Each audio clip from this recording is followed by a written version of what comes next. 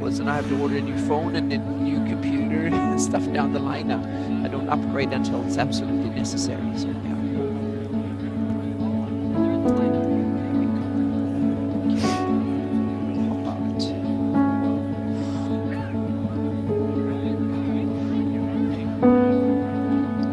The most interesting gift that I got was from a coworker who left.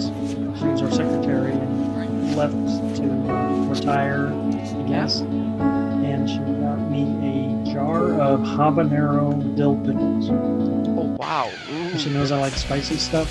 Okay, that will kill me instantly. Yeah, I have a vulnerability towards that stuff like that. Yep, that and horseradish and cilantro and stuff like that. It's yeah, actually, that's right. It's habanero and horseradish. Ooh, God! Oh. And I must, have just destroyed my taste buds or something, because I don't think it's as hot as it sounds. But I think some people like those flavors and stuff, and some don't. And I can't that doesn't work. I cringe, physically cringe when I get that. But I'm tough with sour and bitter stuff, and that no, it doesn't work. I'm oversensitive to that. Hello. What's up, Cold? 4 stream in 4 nights, and last stream in 2020. You ran wild, or running wild this week. Yeah. Plus, the new logo is up. Oh, thanks, Patrick. Pop that in. New logo? You'll see. Yeah, I got a new logo. Ooh. Okay. It's pretty basically a basic change, which common sense will tell you what it is. I uploaded my. Show it shortly.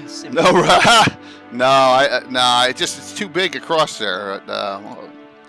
Both Anna and Mike will see it shortly. I uploaded my new symbols to my page today, so I'm upgrading some map symbols. Yeah.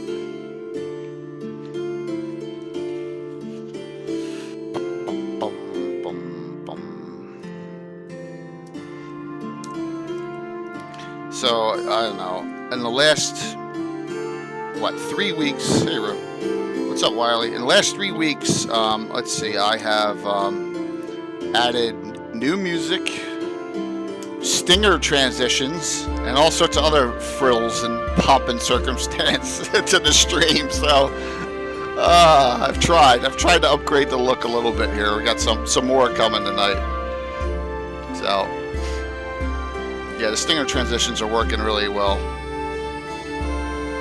There you go. Like this. Yeah. You coma? Hey, great. Yes! So, getting there.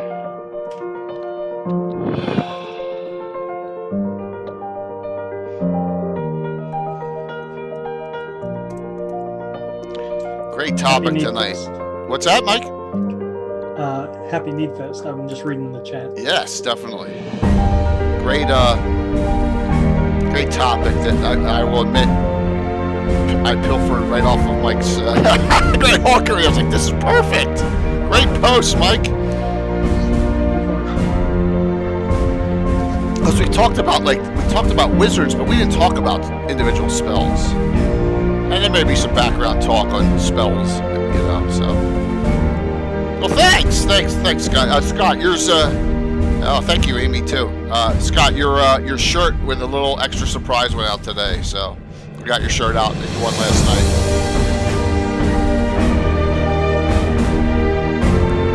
Good to see you off that shift work, Amy.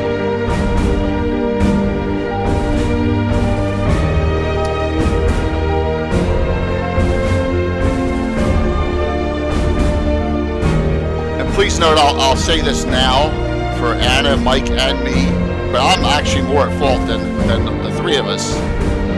We don't have a topic. I have a topic for this Sunday's Gavin or next Wednesday's Legends of Lorien. Right, we haven't even thought about that yet, so we got. Well, I won't be on next week's Oh. Legends Lore because I'm going to be gaming with Carlos. Oh, that's. Ooh, Oh, it's okay, that yep. night. Okay, Yeah. that's cool. Sorry about you. Yeah, Well, we that's can fine. See, we have to see if we can get another guest host, depending on what the topic will be, so we can see. So Xenopus just asked a question that I don't have the answer to, and I think Pseudo was the Tower of Xenopus in Greyhawk before 5e, and it was placed near Salt Marsh, right? It is near Saltmarsh, but I don't know how long it's been there. Do you I'd know, say Mike? that's 5th edition. Okay, yeah, because I'd never heard of it until like very recently. Well, everybody started talking about the towers, and I've never heard of it before. We put mature, I put mature audiences down because the swear words come out occasionally. Yeah, they do. Especially for me. Well, from all of us. It was in the Holmes box set. It kind of was, okay. wasn't it? Ah, so But we it, had it. but it wasn't in Greyhawk, Okay. right? I'll see how many hits I get on Sinubus here. I don't think it was specifically placed in Greyhawk until 5e. Yeah, I know. Giants. Yeah, Penguin's right. Giants would be a doozy.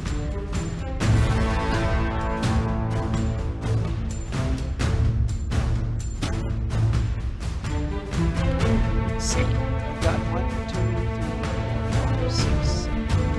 We got 6 hits. Hang on a second.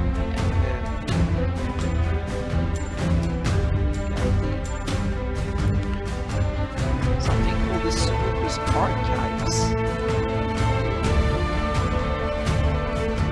It's a okay. website. Yeah, it's a website, so that doesn't count.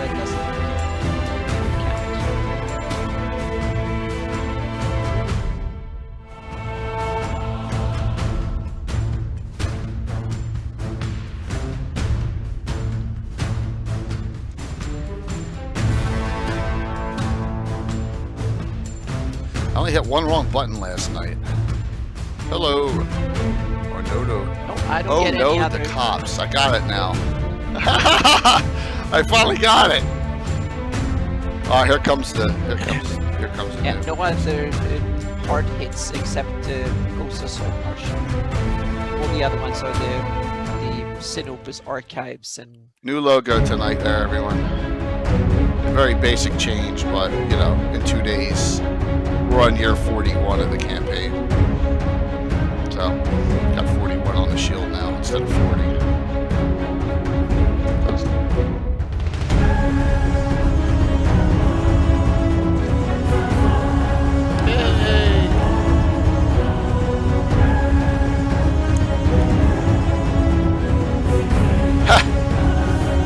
That would be great if you could just take all your 2-die-8 hill giants, move them to the mountains, and they get 4 to 40 damage with that club bike. That's a great trick. That's a Tim trick. I gotta remember that one in the future. But they moved. Also, what if like a storm giant or someone takes over a cloud giant's castle? Does he become a cloud giant? Well, Ah, that's interesting. Yeah, is that biology or is It's it some other? Yeah, I always assumed it was biology. It's definitely biology, but it's Okay. Yeah. Taken literally. Yeah. Humans. Yeah. Yeah, we had the issue once if they back in the day when we didn't read the books that much, we didn't think about it much in our teenage years when we had well, I think it was a demon that someone sharped and made a friend and so on and so forth. So we turned him into a celestial because he was like redeemed and all that. But I don't think I will have done that way even today. So we'll see. well, my son said, "This is very tranquil music. I like it a lot." That's what he said to me today. I was like, "Cool." So, You have wave effects and stuff. magic spells of Greyhawk. This is going to be a really cool discussion, and I promise I'll get in a little bit of trouble at the end of the show. Okay. I'll save it for the end. But I got all my notes here. Mike's got all the stuff on his blog post. I think what the Hill Giants call themselves. That's a good point. I don't know if we ever figured that one out. So 1 minute we're on. And old Oh no, they're not the gully dwarves of the Giants. Verbeegs are. yes. Verbeegs, yeah. Yes. Very big Verbeegs. Yeah, Verbeeg. Oh, that's yeah. We hit out some streamer shout outs here. Both Greyhawk Con participants, of course. Oh, that's the end of the music, so I guess we got to go live now. It was a short one. Yeah. Boom. Good evening, everyone. I'm Jay Kilor Gazumba, and we have Greyhawk Mike Bridges and the great Anna Meyer with us tonight. Hello. The 4 stream in 4 nights, and also the last. My pleasure, Scott. The last stream of 2020 for us. And a great topic and I said this a minute or two ago, I admit that the idea came to me pilfering it from Mike's Greyhawkery blog, and I was like, wow, it's a great topic. Because there are so many spells. When you go like through a spell list, and I don't care what edition you play, but the spell lists aren't enough in the books. They're just not, right? I mean, Arthur Kane and when he expanded it out, but but I don't know how many spells does a wizard have in 5th edition at like 3rd level? Oh, right. 20? I don't know. I don't know what it is. But well, you mean how many they can have in their spell book? How many is the whole list? Oh, you know, in list. the base book, there's not that much, and so when you may 2021 not suck like 22. Well, thanks, Big Al. But 2020 hasn't been bad for the streaming community and for Greyhawk. No, so we talked about that last night. And that was a great one, man. I went on a half hour early, and we were on till 11 o'clock last night. It was great chat. And thank you all for participating. But there's spells out there. To what Jay's saying is the spells that are in the player handbook are like Milquetoast. Beginner spell. Well, not Milquetoast, but everyone has those. Everyone has access to those. So they're like almost apprentice spells. Ooh, magic missile, sleep. You know, they're pretty common. And so that's when you have to go to other sources to get this repertoire that's more unique to yourself, I guess. It's like every edition they get spell bloat up to. First they start out with the standard player's handbook kind of amount of spells, and then it bloats more and more and more and more, and then you have thousands and thousands of spells, and then there's coming start over again. As you know from the books that I have thousands of spells, but which is cool. But I want a real quick point. Gitanica says, "Remember the Great Net Spellbook of Spells," and the answer is yes. And I would not have my Elementalists all as individual classes, my Necromancer, a couple other things I've done, Shadow Mages, a lot of the specialty priests without that Great Net Spellbook, which gave me a lot of spells I would have never thought about before. Now you have to get to weed through that. And then it had the one class that was a huge majestic failure, the Dominatrix from the Great Net Spellbook of Spells, and that just crashed and burned back in the 90s, or early 2000s, 90s. But you should have those games should have been streamed. Oh my gosh, I can't even imagine back then in the other house. Yeah. But tonight I got all my references. I know Mike has had an A to Z list, which is really cool, and I know that's all I was shooting for. It was, but a lot of them were Greyhawk based, which is great. So I just put down. What's that? That's the point of that article was they were supposed to all be unique to Greyhawk. Very cool, very very cool, and that's where we're going to go tonight. And I don't know how to start this in any other way other than we're going to bounce the hell around like we always do. Do I use cantrips? I don't, but Tim does, and cantrips. I'm warming up to cantrips. You're warming up to them? As the editions go by. As an out-will type spell in 5th edition, 4th edition, maybe even 3rd, I can't remember. I'm warming up to cantrips.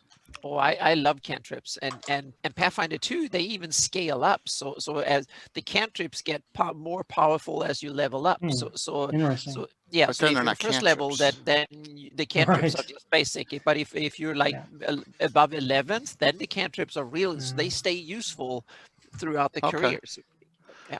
I prefer just to stay away from them. I mean, if a mage wants to do a little trick and state that he did a puffball or made a little something in his hand disappear, I just allow that. You know what I mean? Just the cantrip was an area I just didn't want to go. I have enough bloat as it is with mine. See, but I'm not a fan, Will, of a cantrip spell that does 1 to 4, 2 to 5 points a round. Dink, dink, dink, dink every round. That just feels too video game-ish to me. And isn't that what Ray of Frost is? Yeah, to some degree, yeah. Yeah, it's just that's not a exactly. Prestidigitation is the way to go. I'm not a fan of that at all. I just am not. And it's an auto hit for the well. It may not be an auto hit, but I just don't. But that's okay. Magic Missile is one of the few that actually, at least in later editions, kept the auto hit. Almost everything else is way more than in the early editions. You actually have to roll a hit roll, so to speak, to hit something. So yeah. Well, Magic Missile's like the key number one spell of all time when you think about it. A base Magic Missile. So. To me, that's the most computer gaming. Orin, that is incorrect because in my game, I do stuff that boosts up lower level mages with spells. Like I give out magic items that have bonus spell slots. I have the extra spell slot feed ability. I have, all that kind of stuff. Pearls of Power, like crazy. So I don't need to do cantrips. To give out spells. I don't think, Anna, you've never run out of, except in a mega fight, you never run out of spells during an adventure that I can recall. I think, you had like 2 left not ones. completely, but you run out of the good options, so to speak. Oh yeah, of course. So that's the challenge. Yeah, you can't have that. Yeah, so I feel a little bit limited in old school that you have to be really high level in order to have some flash, some stamina when it comes to being a wizard, so to speak. So I really like the cantrips. Yeah, it's a good, and once again, and I said this. They shouldn't be combat oriented. Right, they shouldn't be combat oriented at all. In my opinion, 5th edition really took it to a different level. But yeah, and well, I can understand that. Oh no, the cops. See, I'm finally saying that one right. I can understand that about saving the party. In some terms, depending on what level you are or whatever. But for me, it's just the play style, the old school play style. I don't want to go there, but it's okay. Every DM's different. For me, it's just that I want wizards to not run out of fun things to do and be useless basically afterwards. So a level 1 straight mage, I can understand the useless feel, and I think did I talk about this last night? My guys are too smart ever to play a level 1 straight mage because of the dual classing rules that exist in old school, and we have a lot of multi-class half elves, fighter mages, or and if they go single class, they usually go elementalist or something specialized, or even a wild mage, So, that's the DM's fault for not finding something to assist you with, whether it is a wand of lesser magic missiles that does 1 point a round and then you can't recharge it or something. DM's got to be creative to give you something to do. That's just the way I look at it. So, but that's okay. That's okay. That's a good tangent discussion there. But so Mike, I snipped your entire list and put it in. So, Mike, I'm going to link it. There's one post after this now, I think, right, Mike? And so this is where this discussion came tonight from, and that is from his Greyhawk recite. Take a look at it. And follow along. What's that? So, yes, have a look at the site and follow along. Follow along on these, and we're going to bounce all over the place. Kick it off, Mike. What would you like to discuss? So pick something from the blog list, or that's whatever not you want to discuss. on Pick the a spell. list. Boom. Let's go. Let's go. Man. Let's go. See, for it. all right. I'm going to preface this with I don't know how any of these spells work. Okay. I decided I want to do an A to Z list. I researched them, made some little quips. only a handful of I have actually used in game. Okay. But I was astounded by how many Greyhawk themed spells there are Oh yeah. in products, Dragon Magazine, and so forth. Mhm. That I'm like, how have I not covered this before? Yeah. Um, and it also astounds me that so many of them don't really see revisions, adaptations further on through the editions. I think where I'll start is Dragon Magazine. Okay. The thing I was mostly surprised was the author Robert S. Mullen was a spell creating, genius. He had a huge run in Dragon Magazine, not just doing Greyhawk spells, but draconic spells of demi-humans and things. So Very cool. I always remembered the name, but I didn't put together that he had this huge string of creating spells in Dragon Magazine. So, for instance, one that's not on the list, I guess I could throw out is now I have to reference my list. Well, this is tough because I can't read your own handwriting. don't know which ones. Yeah, I can't wrap my head, I do that all the time. Yeah, that happens. Lonely, there is a way. There is a new gosh. way to make spells in D&D, and I'm going to talk about that because I let my guys do it. New way to make spells. Yes, there is. All right. All right. So one of the issues, 225. What Mullen would do is he would create books, kind of like what Ed Greenwood was doing. Yeah, he was doing grimoires. Ed Greenwood did Pages from the Mages. So he did a grimoire for Igwilf, and it wasn't the Daemonomicon. It was the Nethertone. Igwilf's Nethertone. And I think that's brilliant. She has other spell books. I'm sure this article gets overlooked, but there it is in print. So in the blog, you'll see I talked about Igwilf's Timeless Sleep. Yeah. Which kind of is self-explanatory. It's a beefed up temporal stasis, I believe. Dragon 225. Yeah. Yeah. All right. So Igwilf's Timeless Sleep. One spell that is not in my campaign as of now. So, but there's 2 Igwilf spells in that issue. Okay.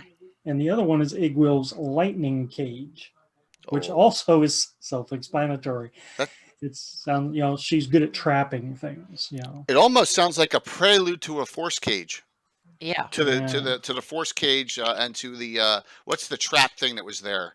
Oh gosh, that was there in Zero-Canth. The Prison of Zagig, right? Prison of Zagig was there. There's a Prison of Zagig and a Delu's Wondrous Lanthorn, and it almost sounds similar to that. All right, Igwilf's Lightning Cage. That sounds really cool. Yeah. What levels are they? Do you know? I know the one that's in my article is it's Wizard 9. Oh my gosh! Timeless Sleep. And yeah. I want to say the Force Cage is up there too. Okay, well, she don't mess around. Igwilf's Timeless Sleep is probably what she did on her daughter in Zero-Canth. Yeah. Okay. Maybe. Igwilf's Backloonish Cookbook. Gary's going to be all. Gary is Josh Pop tonight.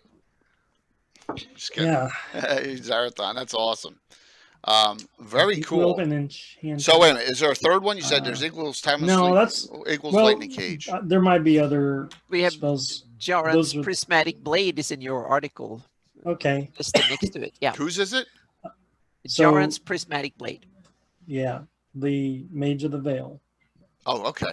Jaren Karamia. No, to answer you, Jay, I think there might have been some other spells in that issue attributed to Igwilf. Those are the only 2 that had her name. Well, guess what? Is that during Dragon 225? Is that during 3rd edition? I have to. 3rd edition? Dragon 225. This is 2nd edition. It's still 2nd. Oh my gosh, I missed that. Edition, okay. Then I need to go back to her being an enchanter, charmer, I don't know if she has a specialty. I don't know. Oh my gosh! But listen to me. This is why it's. I would think she's an enchanter with all the. One sec. I haven't set it up. I haven't set it up yet, guys. Give me a second here. I forgot. Last one of the year, so we're doing a special holiday giveaway here on Legends and Lore, and here it comes. My gosh, I forgot. So thank you for that reminder, or else it would have gone into. There we go. That's okay. It should be up now. My bad. So let me get that up there. Yeah. For So Canadian. Anna, Duran's prismatic blade. That's another doozy. 9th level spell. Robert Mullen creation. It's awesome. And so the Mage of the Veil, who from Greyhawk Adventures, I thought he had like this theme of either he had shadow spells or he messed with like temporal spells. You know, the hourglass. Yeah. So I don't know how the prismatic blade fits in, but it's mean. It's a prismatic wall that you carry in your hand, and you can hit people with it. Ah. So it's 9th level, has all the powers of prismatic wall, and you hit people with it. And the sword, if I recall, you can dispel but you have to dispel each color like you would the wall. It's like a spell that a crazy DM would think of, definitely. That's awesome. Crazy's Maul. good. Yeah. Crazy's real good. Yeah. Nice start, man. So that was a good one. Nice start. I gotta absolutely look at that article number and get those in there. Yeah, I'm looking at the. use See them. if I can. There was no. Okay, I have to go back to the beginning and see if I can find some more in that one.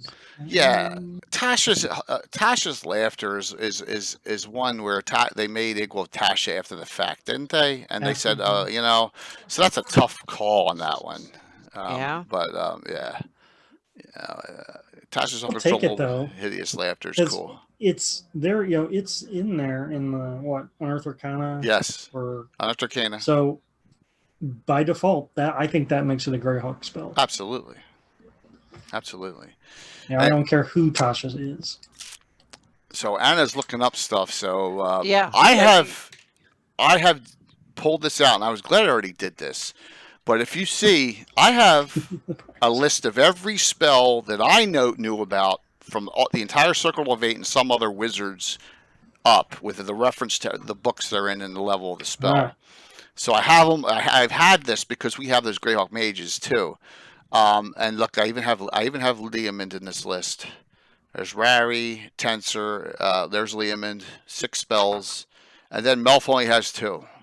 So but we can talk about those. And Melf's got 2.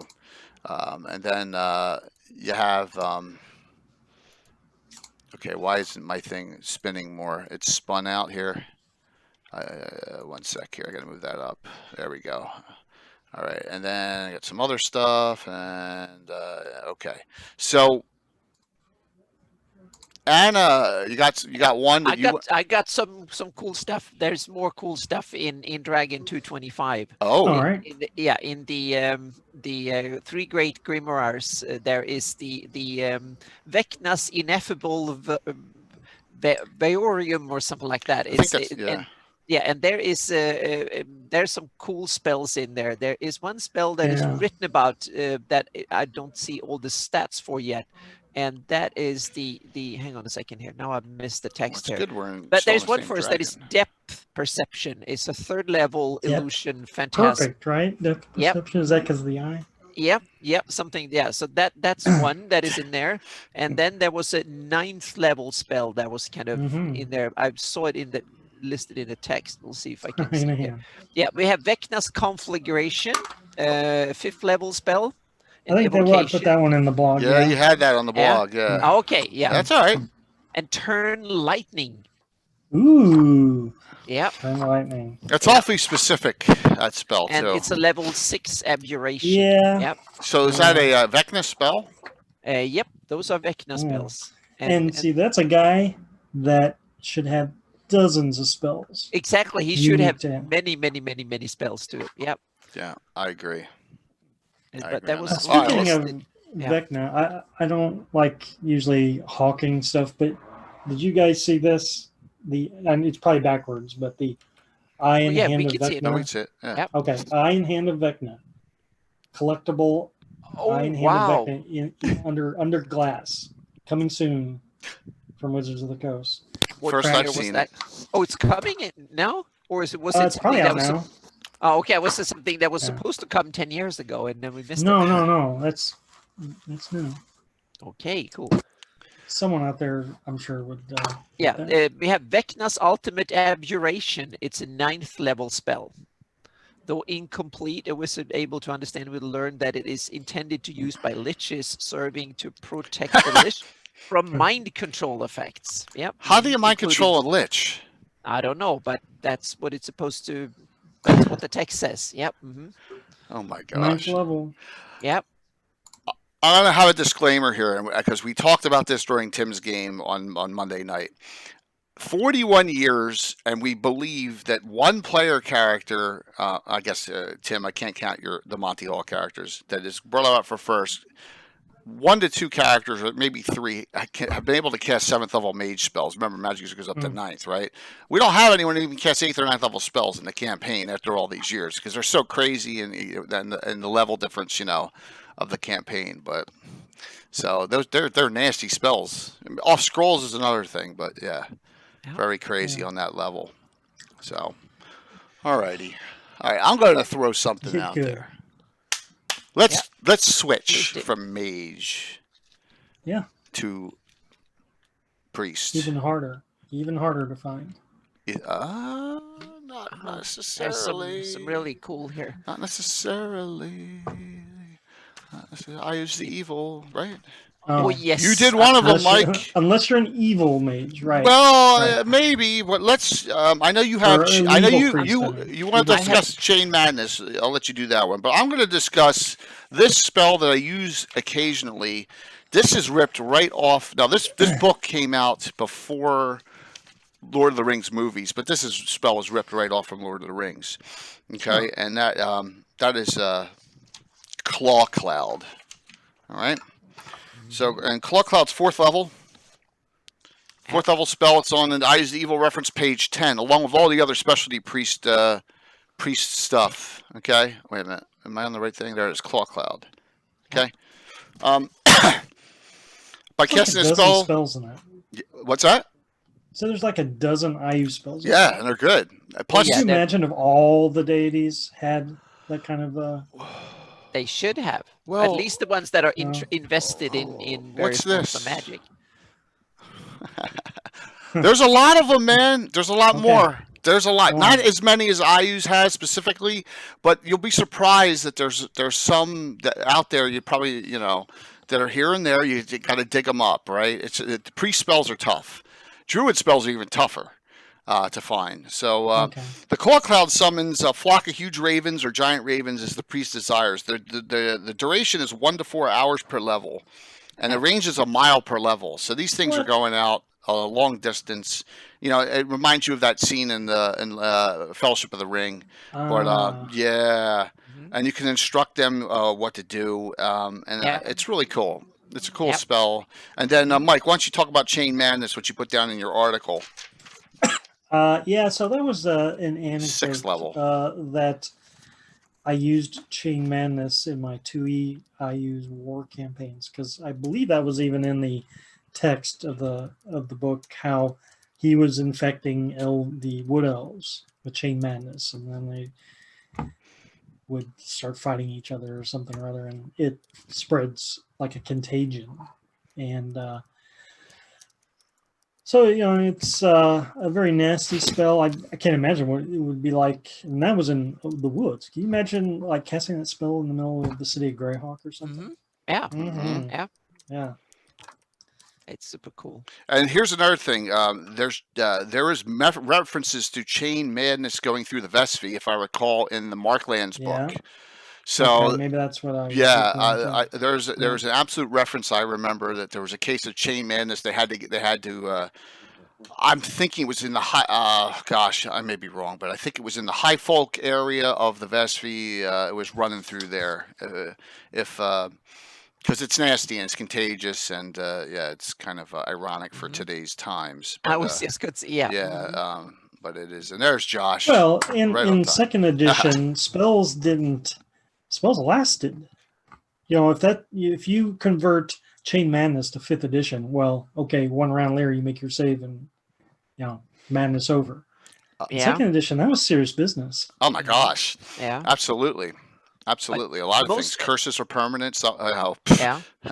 But a lot of effects become more gradual in later editions, meaning that saves aren't save or die. They are kind of gradual effects, so to speak. You have like you can save, you can fail halfway, you can be super successful, take no damage, you can be successful, take a little bit, or and so on, and failing, you can critical fail in that. So these kind of all or nothing saves are rare, and I kind of like that. You can.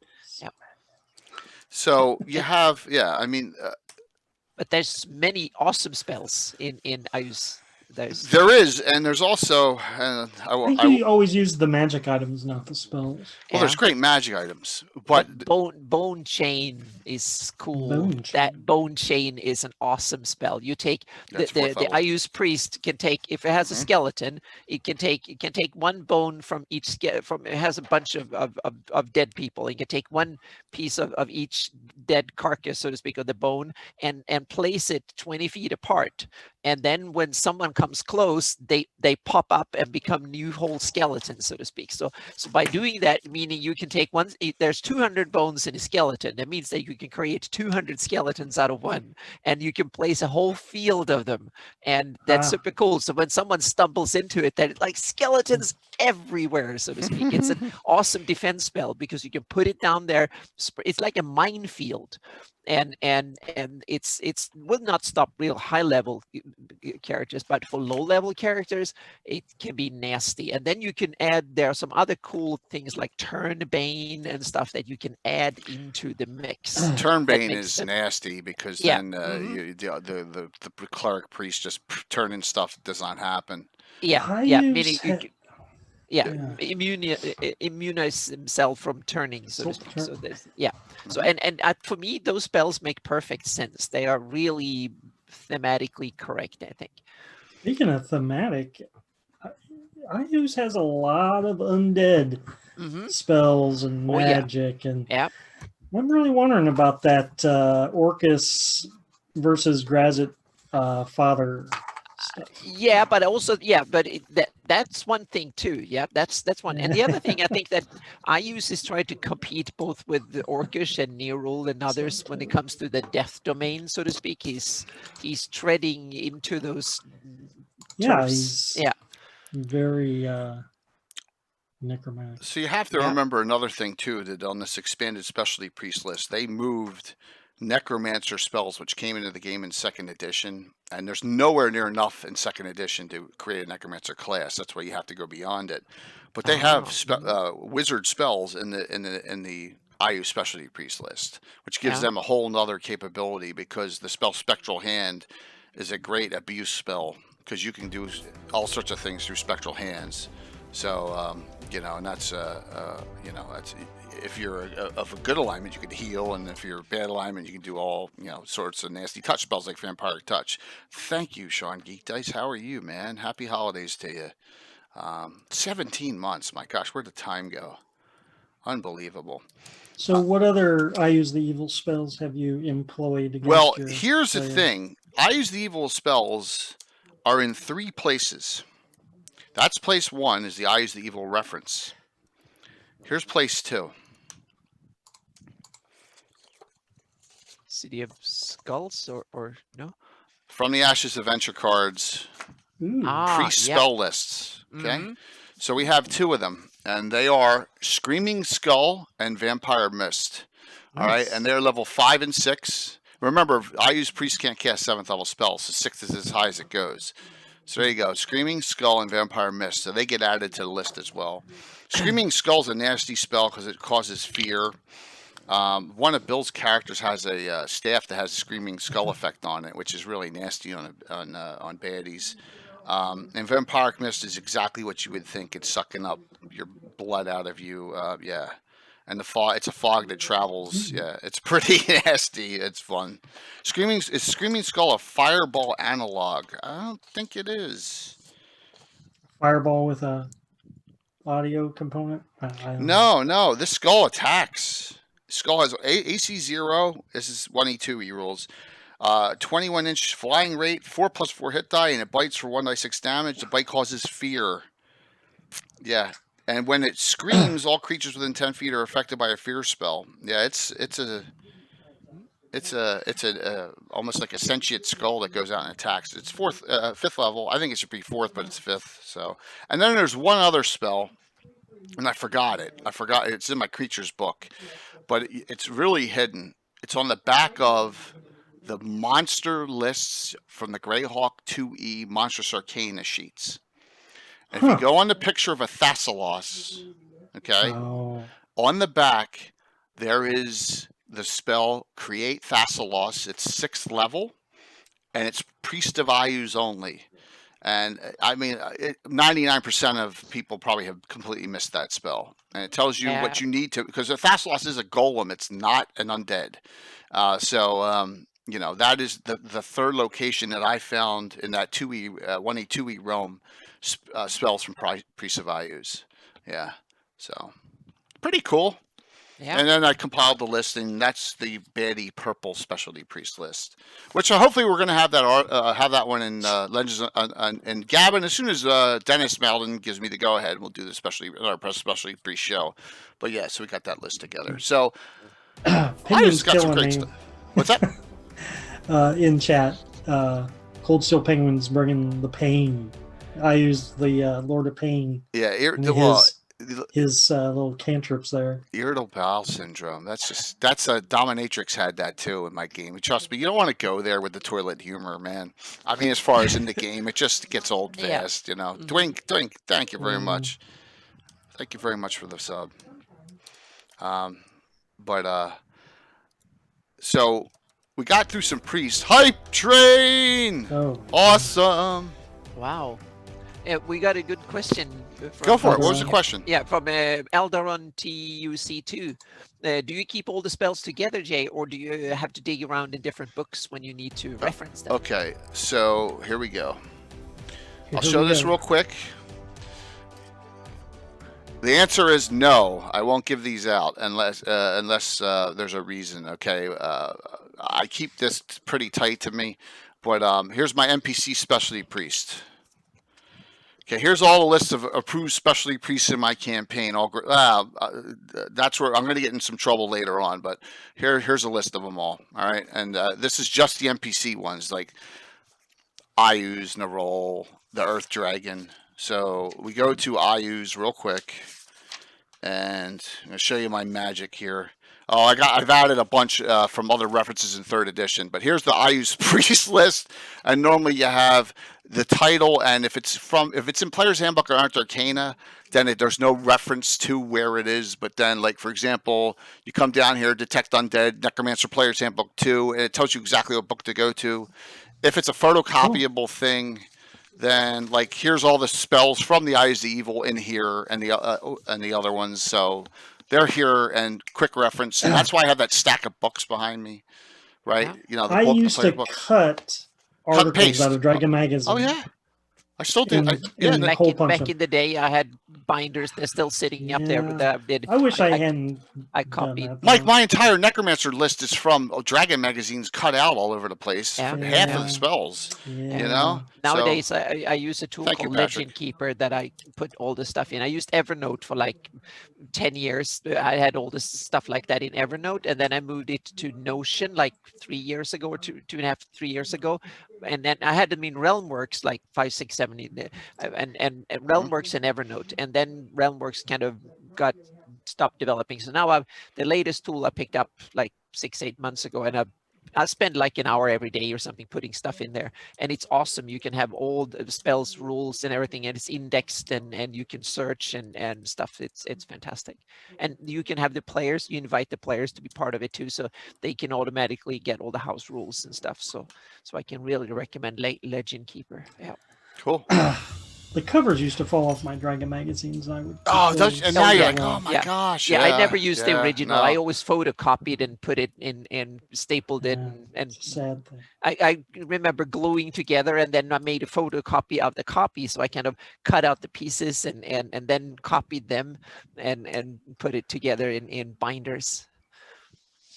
And that's what you had to do back in the 80s and 90s because, you know, you had copy machines, but we didn't you have had no computers and what was it called? OCR software? Was that what it's called? Optical or whatever it was called. It just stunk back then. But nowadays you can find all the repositories at least for all the more modern versions of D&D and Pathfinder and stuff. You find SRD, so most of the spells are there or on the internet, so you can just copy them from the SRD database and put them in the various tools. And a lot of tools like Fantasy Grounds and Roll20 and stuff, you can purchase the whole core rule books and players handbooks and stuff and get 19% of the spells in there. Yeah, so photocopying was great back in the day, Canadian, but Patrick, it broke binders, right? It broke the book binder because you had to lay it flat and you're pushing it down and all. And I have a beat up original first edition, not my good one that you're not allowed to touch. That Bill tried touching the other night and almost had to shoot him as a joke, and Walt. But no, the deities and demigods from doing all this, doing all that and putting them into lists and all the deities and so net books too. There were net books came out in the late '90s, early 2000s when the net was a big thing. Yeah, absolutely. I still use the net books. There's a net Wild Magic, Librum. I haven't looked at a net book in forever. There's a lot of good ones here. All right, so Mike, give us another good on IUs. Well, I'll get back to the priest, I promise. But go ahead, Mike. Well, that would be a good time to mention another good source for spells is the Wizards 3 articles. Yeah. Ed Greenwood's the setup of the series is 3 wizards sharing spells. So what you have to do is go back through these articles and read and see who's giving out which spells. And all of them have Mordenkainen, Elminster, and then a third guest varies. So Mordenkainen's contributions are just all over the place. Some are because Greenwood's running it. Sometimes I think, oh no, that's a Forgotten Realms sounding spell, and then other times, oh, that's a Mordenkainen spell. But there's one that I was wanting to look up the description to, and it was called Mordenkainen. The only one in the entire series that has his name in front of it. Mordenkainen's Involuntary Wizardry. Yes. It sounds nasty. Like some kind of domination. Wait. I think. Are you ready? Yeah. Miscellaneous magic user list. We go into the back. All right. And I have my wizard specific section. All right. And I have that in there. And that one comes out of a Dragon It's the only one that comes out of a Dragon magazine, correct? Mordenkainen's Involuntary. You're right. It's a 5th level spell. Yeah, you're right, Mike. Great call on this one. All right, here it is, and I have it next to a tensor spell that comes out of a player's option book in 2nd edition. But here it is, Mordenkainen's Involuntary Wizardry. Look at that. You can see it comes right out of a freaking dragon, the way it was set. So, and it. Do you know what it does? No, I'm just guessing from the description of it. This spell forces a single randomly chosen spell from the mind of a single spellcasting being without the target doing any casting for the use of material components. The spell takes a full normal effect on the target being. If this is impossible due to the nature of the spell, the target being takes 1 point of damage per level of the spell. For example, Warp Wood, a 2nd level spell, does 2 points of damage. The spell is lost. The target gets a save at -3 to avoid the effects. So it's a nasty saving throw. So there you go. I like it. It actually reminds me of like Magic the Gathering. You play a card, burn that spell. Yeah. But it is that's good to know. That's the only one. Okay, so that's the only Mordenkainen spell. I've scoured the books for Circle of 8 spells. I have never found a Jalarzi spell. Has anyone ever found a Jalarzi spell? No. Okay. Now that you bring that up, it made me think of the Return of the Eight and how the new editions, Warren Starcoat, Theodane, Alhamazad, we don't have any name spells for them either. True. But I specifically went looking for Warrens because I was like, there's got to be a Warrens spell out there somewhere, right? Right. And in that module, I believe... Mordenkainen's Fantastic Adventure? No, in Return of the Eight. Okay. I think in the text for Worms, it says DM, like DM's suggestion, that he has 5 named spells that you can create of your own. I'm thinking, all right, great. Now I got to come up with 5. Good old Roger Worm Moore on Stalker that spells. one. Yeah. Yeah. Wow. So if somebody out there wants to be innovative, create some. I'm putting a note. All right, Yeah. Gary, say you're on, and don't say you're hiding again. Where are you? Someone We are called dibs Gary. on that. 2021 contest.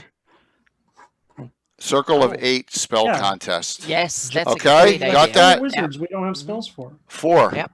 4 wizards we don't have spells for, and there should be others. I mean, Leonard's got 6 spells. Should be more Lehman spells than that. So, Yeah. you guys like that idea? The Witcher's Spell Compendium is a compilation of spells from Dragon mods and 2 of those books. books. I have all 4 Canadian. I've only gotten halfway through book 2 because I'm going spell by spell, and ones I don't know what they are, I'm adding them in as. You're pretty. If it's like the Magic Iron books. Now, Gribbly, that's Theodane Ariason. That's Theodane the elf. He's chaotic neutral. Yeah. Yep. Yeah. Spell contest. I love that idea. Make that a community thing. Sounds great. Look at that. 2 words. That's all we needed. Mm-hmm. So, yeah, very cool. Great one, Mike. Because I'm glad. I would especially love to see some Jalarzi spells. I would. Well, I'm gonna do a Jalarzi spell. She's gotta have. What would her theme be? You know, she has a pseudo dragon. Mm-hmm. I think deception. Yeah. What like not doing physical damage on spells, but more like similar to like what a mass morph spell does. Maybe something of that nature, or almost like a Jedi Force, like a mind blank on your target for like a. Gribbly stronger... says she's on the offense. You think so? I don't know. I don't know. For name spells, though, I mean, I don't know, but everyone can go whatever way they so choose with that. But I think we'll set something up. We'll do it. Well, maybe we'll do a whole show on the contest. Do a whole Legends of Lore on it. That'll be really cool. Because we got to come up with more ideas for next year. Mm-hmm. Yep. Right. Well, while we're on the Circle of 8 name spells, here I'll throw another wizard out for you. Can put in that same group. Do we have any named Philidor spells? No. Do we want no Philidor spells? That's probably a more appropriate question. Just saying. Mm-hmm. Yeah. No. Phil. He's an archmage. But he's not even from the Earth, right? He's not native to Earth. It's just. Surely, in his short appearance on Earth, he passed something on to the elves or something. I don't know. No, Jay. You know what? Hey, if someone does one, so be it, right? So, will you cover learning new spells and level up as spellbooks find and scrolls? Oh, yeah, sure, I could do that, man. We'll do that at the end of the show, a little later on. Yeah. Hey, Jason, what's going on? Right up your alley there.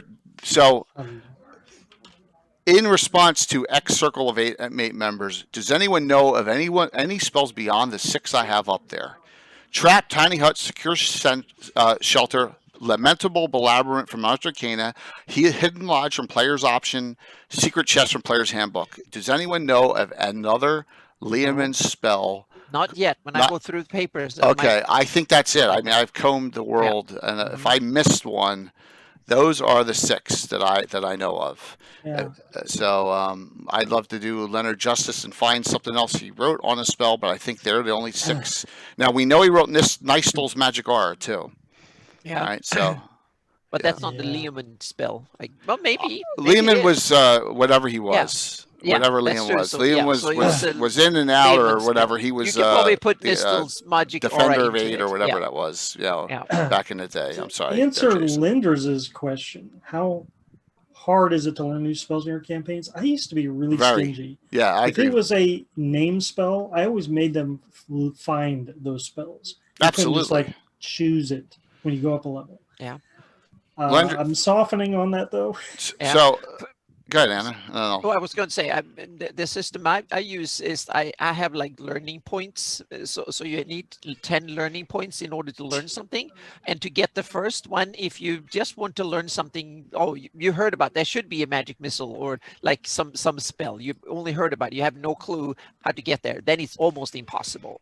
Huh. And then if you have seen it being cast, then you get like a +2 on the DC. Ooh. Otherwise, it's like 20 +2 per That spell makes level or sense. something like that. So a first level spell, it's almost impossible for a first level character. Is really difficult, and you can only roll once a day to see if you can get that point, so to speak. So in minimum it takes a week. If you're really successful, it takes a week. But let's say the first level character can research a first level spell, and that means also invent a spell, and it takes a while, and then it gets easier. And once you have 10 points, then you know what you want to do, so to speak. And that way I've kind of made it easier. So you get the +1 for each consecutive success, and or if you fail miserably, you go back and realize that was the wrong way. So he can take from a week to, or 10, from a couple of weeks to 6 months or longer in game time to learn a new spell, depending on how. Sometimes it's easy, it takes a couple of weeks and you figure it out, or it takes months or even years sometimes to do it if it's really difficult. So I want it to be possible but hard, so to speak. Learning new spells, there's a way. There's a great DM roleplay way, especially for city campaigning, to take that Lendris and make it cool, and that is create a guild, and then have members join the guild and add spells to the guild spell list. Now you want to keep basic spells in there because you don't want to starve them. But here is the guild spell list from the Guild of Altamira right here. Okay, and notice I have some handwritten in there as they come in, and they can learn them, but they got to roll their nerve spell percent anyway. And so that's a way to take that and put that into your game. I allow, if they are, when they go up in level, if they're not a guild member of anywhere in a city, I will usually only allow one spell going up. If they're in a guild, they can get 2 free spells. If there's a special circumstance, special book they got, scrolls can always be written in, but you got to roll your no spell there. But then you may get more than that. So that's what I do. Yeah, the Canon Mage of the Valley is lame. Yeah, we talked about that, Jaron. That he might have came in after that. Yeah, another thing I can't stand is the Veil of the Mage spell adventure. He's not even mentioned, right? And you don't even meet him, right? You fight necromancers. You fight her. You come across her Tislan Sand, and you fight necromancers. Oh yeah, I've never. That. Is it at a point where it's impossible to learn a particular spell, or can it be learned with decreasing possibility of success? No, the no spell percent is you have to retry at a level. That's what I do in old school there, George. So it's based on what you want to do on that. But yeah, so my stance on name spells has changed. Unfortunately, it may be too late, and that is because I feel like by making it scarce as it should be in game, making them scarce at the game table made them impossible, and to the point where only I now know of these spells. My friends will have never heard of these spells, never will. And I think that's a disservice that those spells never get used. A little bit. Yeah. Mm-hmm. But that doesn't mean that there's an easy way around that, Mike, and that is they get a scroll. The spellcaster had a scroll with that spell on it, and then they can write. Once you write that in the book, the spell's destroyed, and it goes into their book only, and then they have it. I mean, I don't know how you do.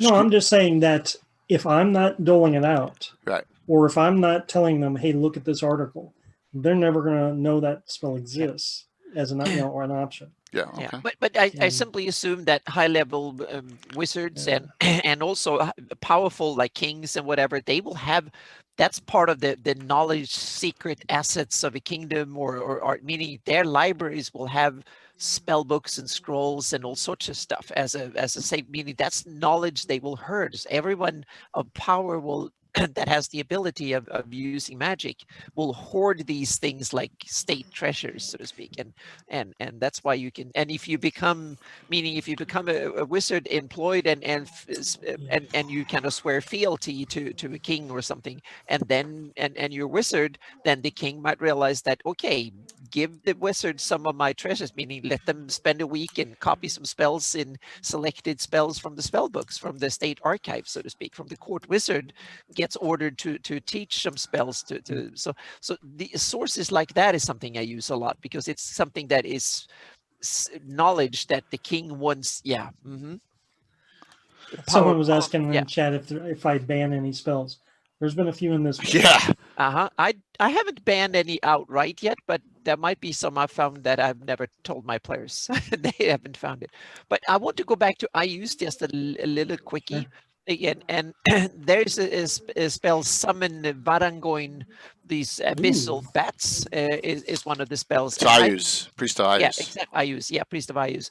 And I made a spell on that theme, so to speak, and I call it Summon Murder, because I have one of the creatures that are associated with the I use is the Skull Crow and the Skull Ravens in my campaign. Oh, so, cool. so they are like, yeah, they are kind of abyssal crows and abyssal ravens, kind of, and so there's a spell, Summon Murder, and that means that you can summon a whole bunch of them, and that spell can be heightened up to really high level, and since I'm using Pathfinder, meaning I use clerics can cast up to 9th level spells and even 10th level in Pathfinder 2. So if you heighten it up to the top, that means that you get a mass murder. So there's like thousands of them coming, and some of them can be big, and that can be a real nasty spell. So it's kind of, it was, I took the summon Varagoin, that spell, and kind of made and I called it Summon Murder, because I thought it was kind of funny. Yeah, horde murder is like a group of crows or ravens or something, isn't it? Yeah.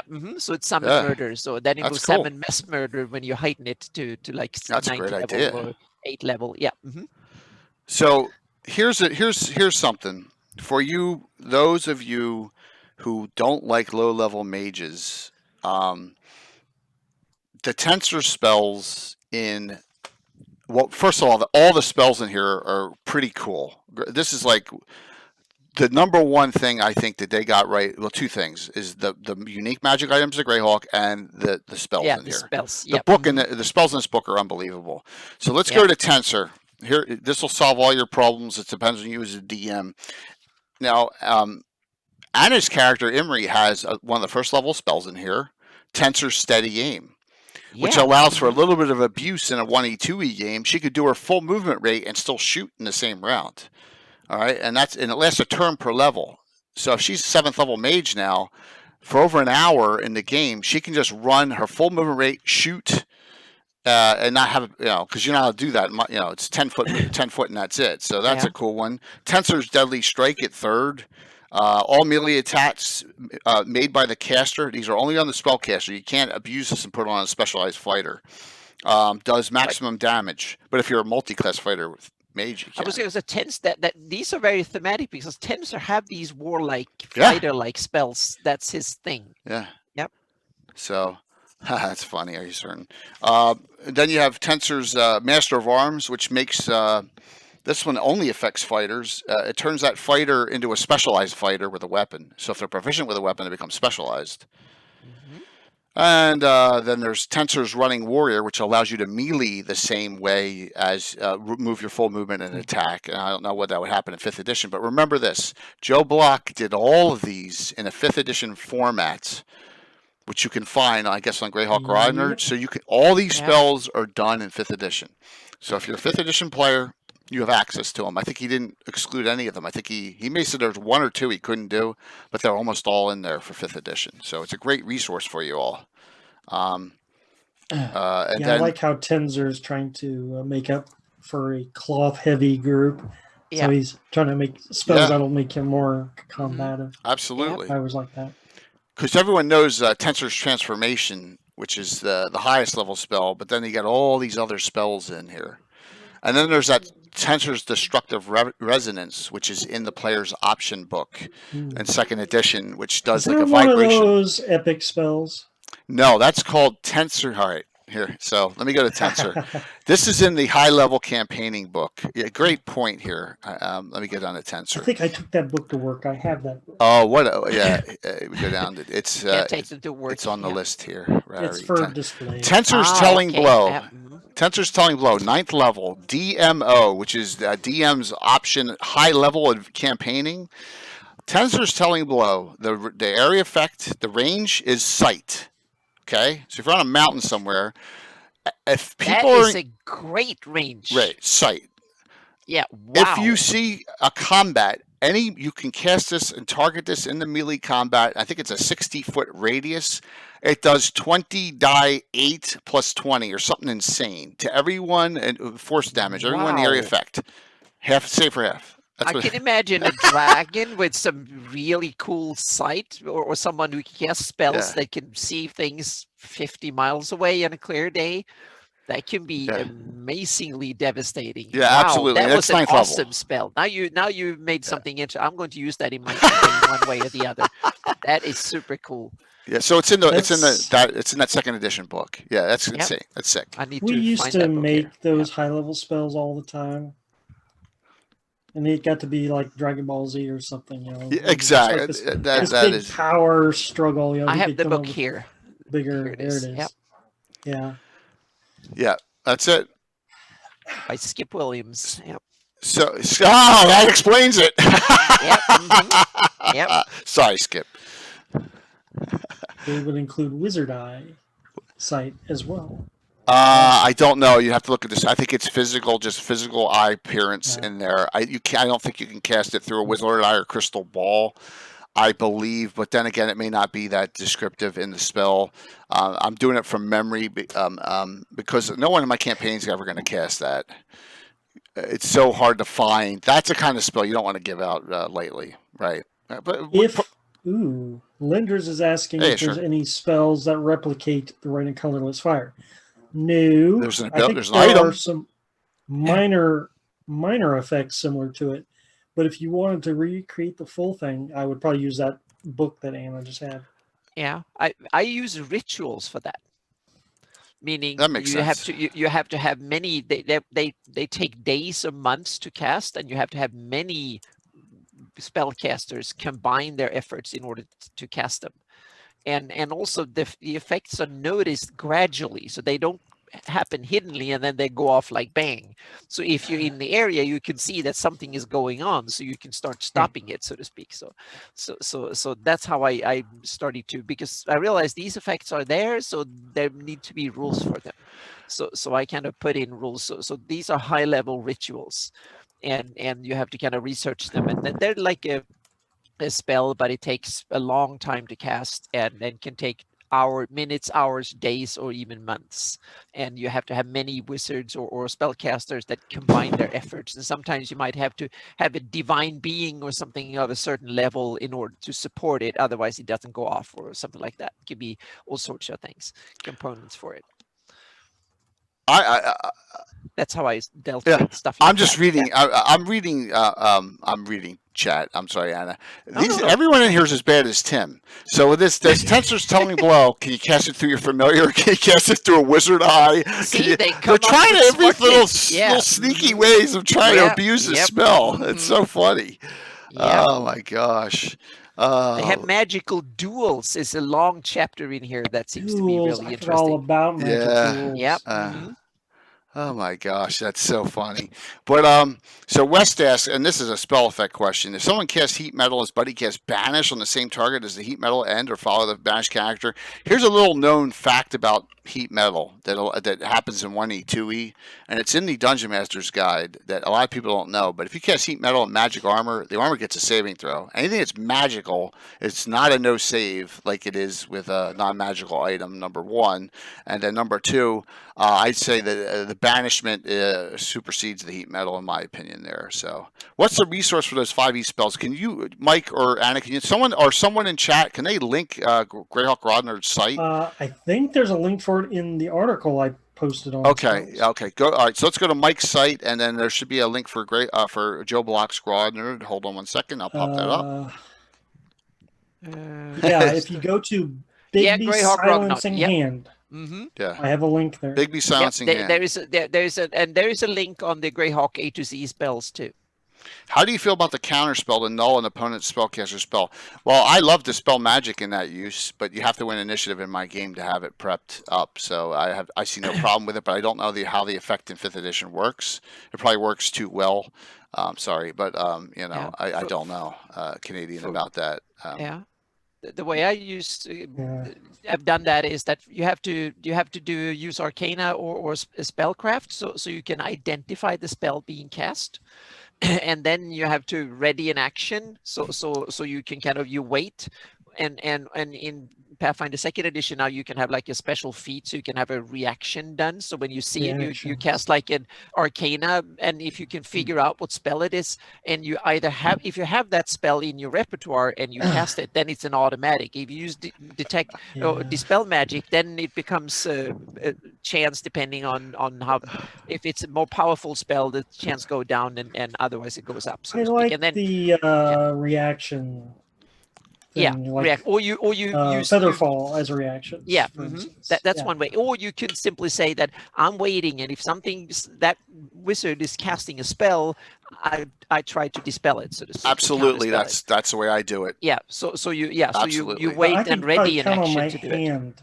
I can count on my hand how many times we've had a spell countered in my games. Yeah, I made it a bit easier just because, casters can take feats, so they become more powerful in doing it. So you kind of be more effective at doing it. So you can kind of specialize in counter spelling if you want, as a wizard, or as a priest too. Yeah, there's a lot of into the technical aspect of the game.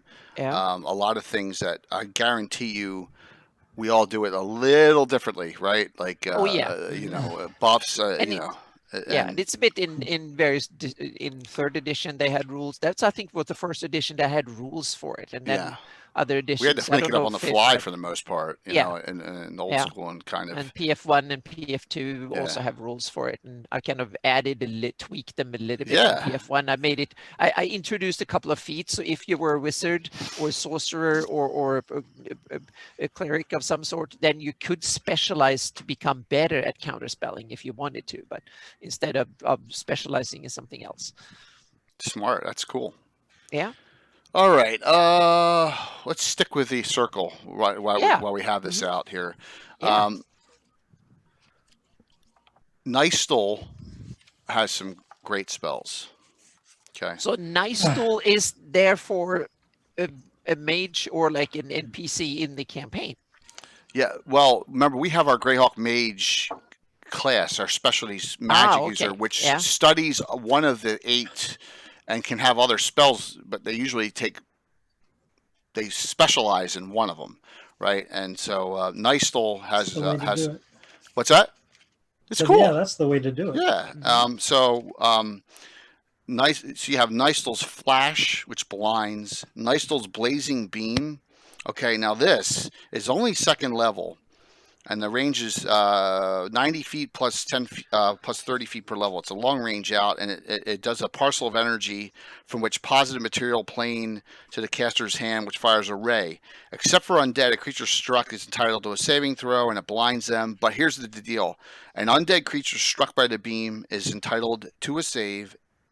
Not entitled to a save, does 4 die 6, no save, 2nd level.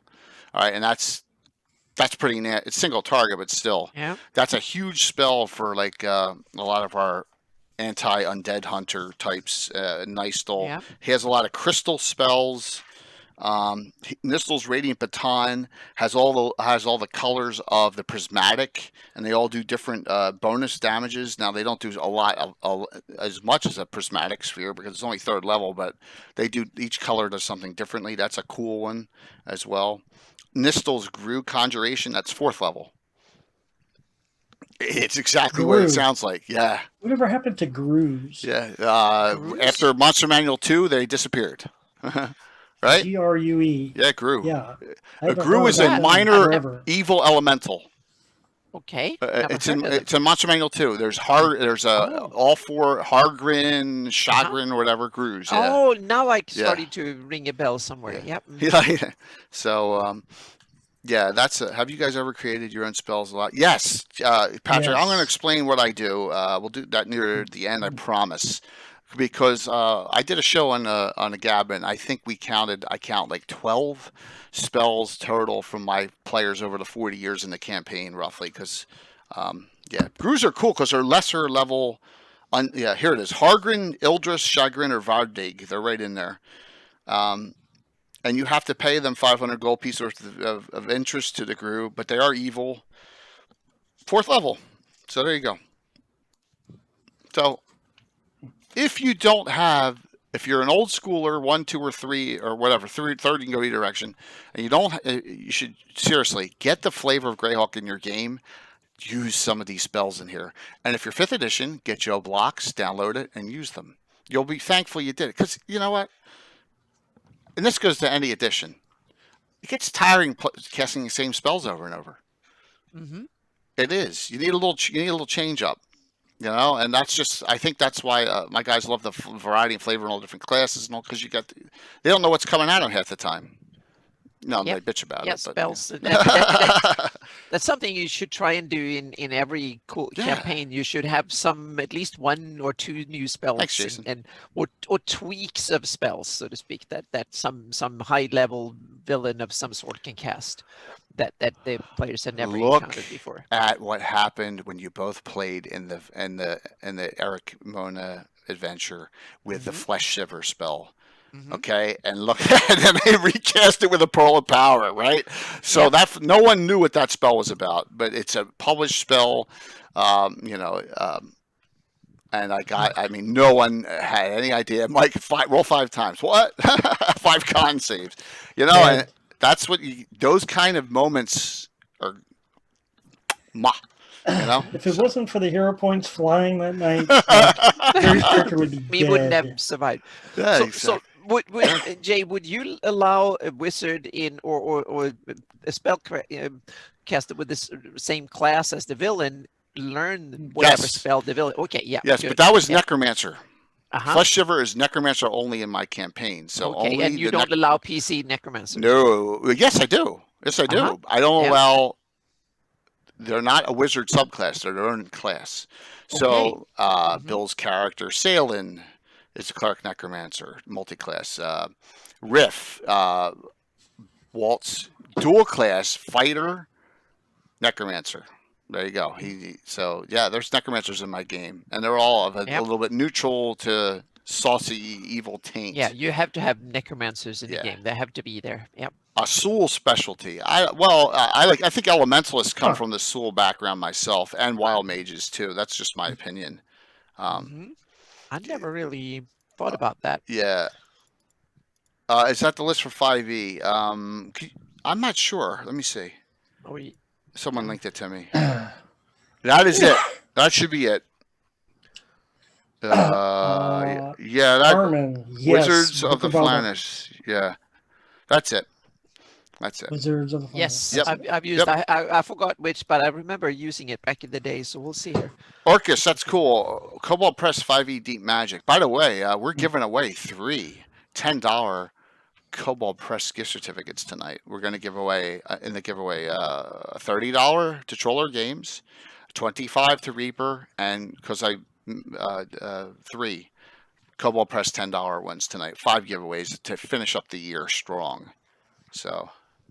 Anyone you ever use Book of All Darkness? The answer is Mike said yes. Yeah. Yes. I said yes. Yeah, They got both looking at that. Back They're in both the day, scanning through definitely. that. So yes, I'll see if I can remember any particular spells that I used. But I'm so looking many... for the one spell that made me ban this book. I'm having trouble finding it. So while you're looking, Mike, let's go back to clerics. And I want to ask you something on this list here. I want to stop it right here.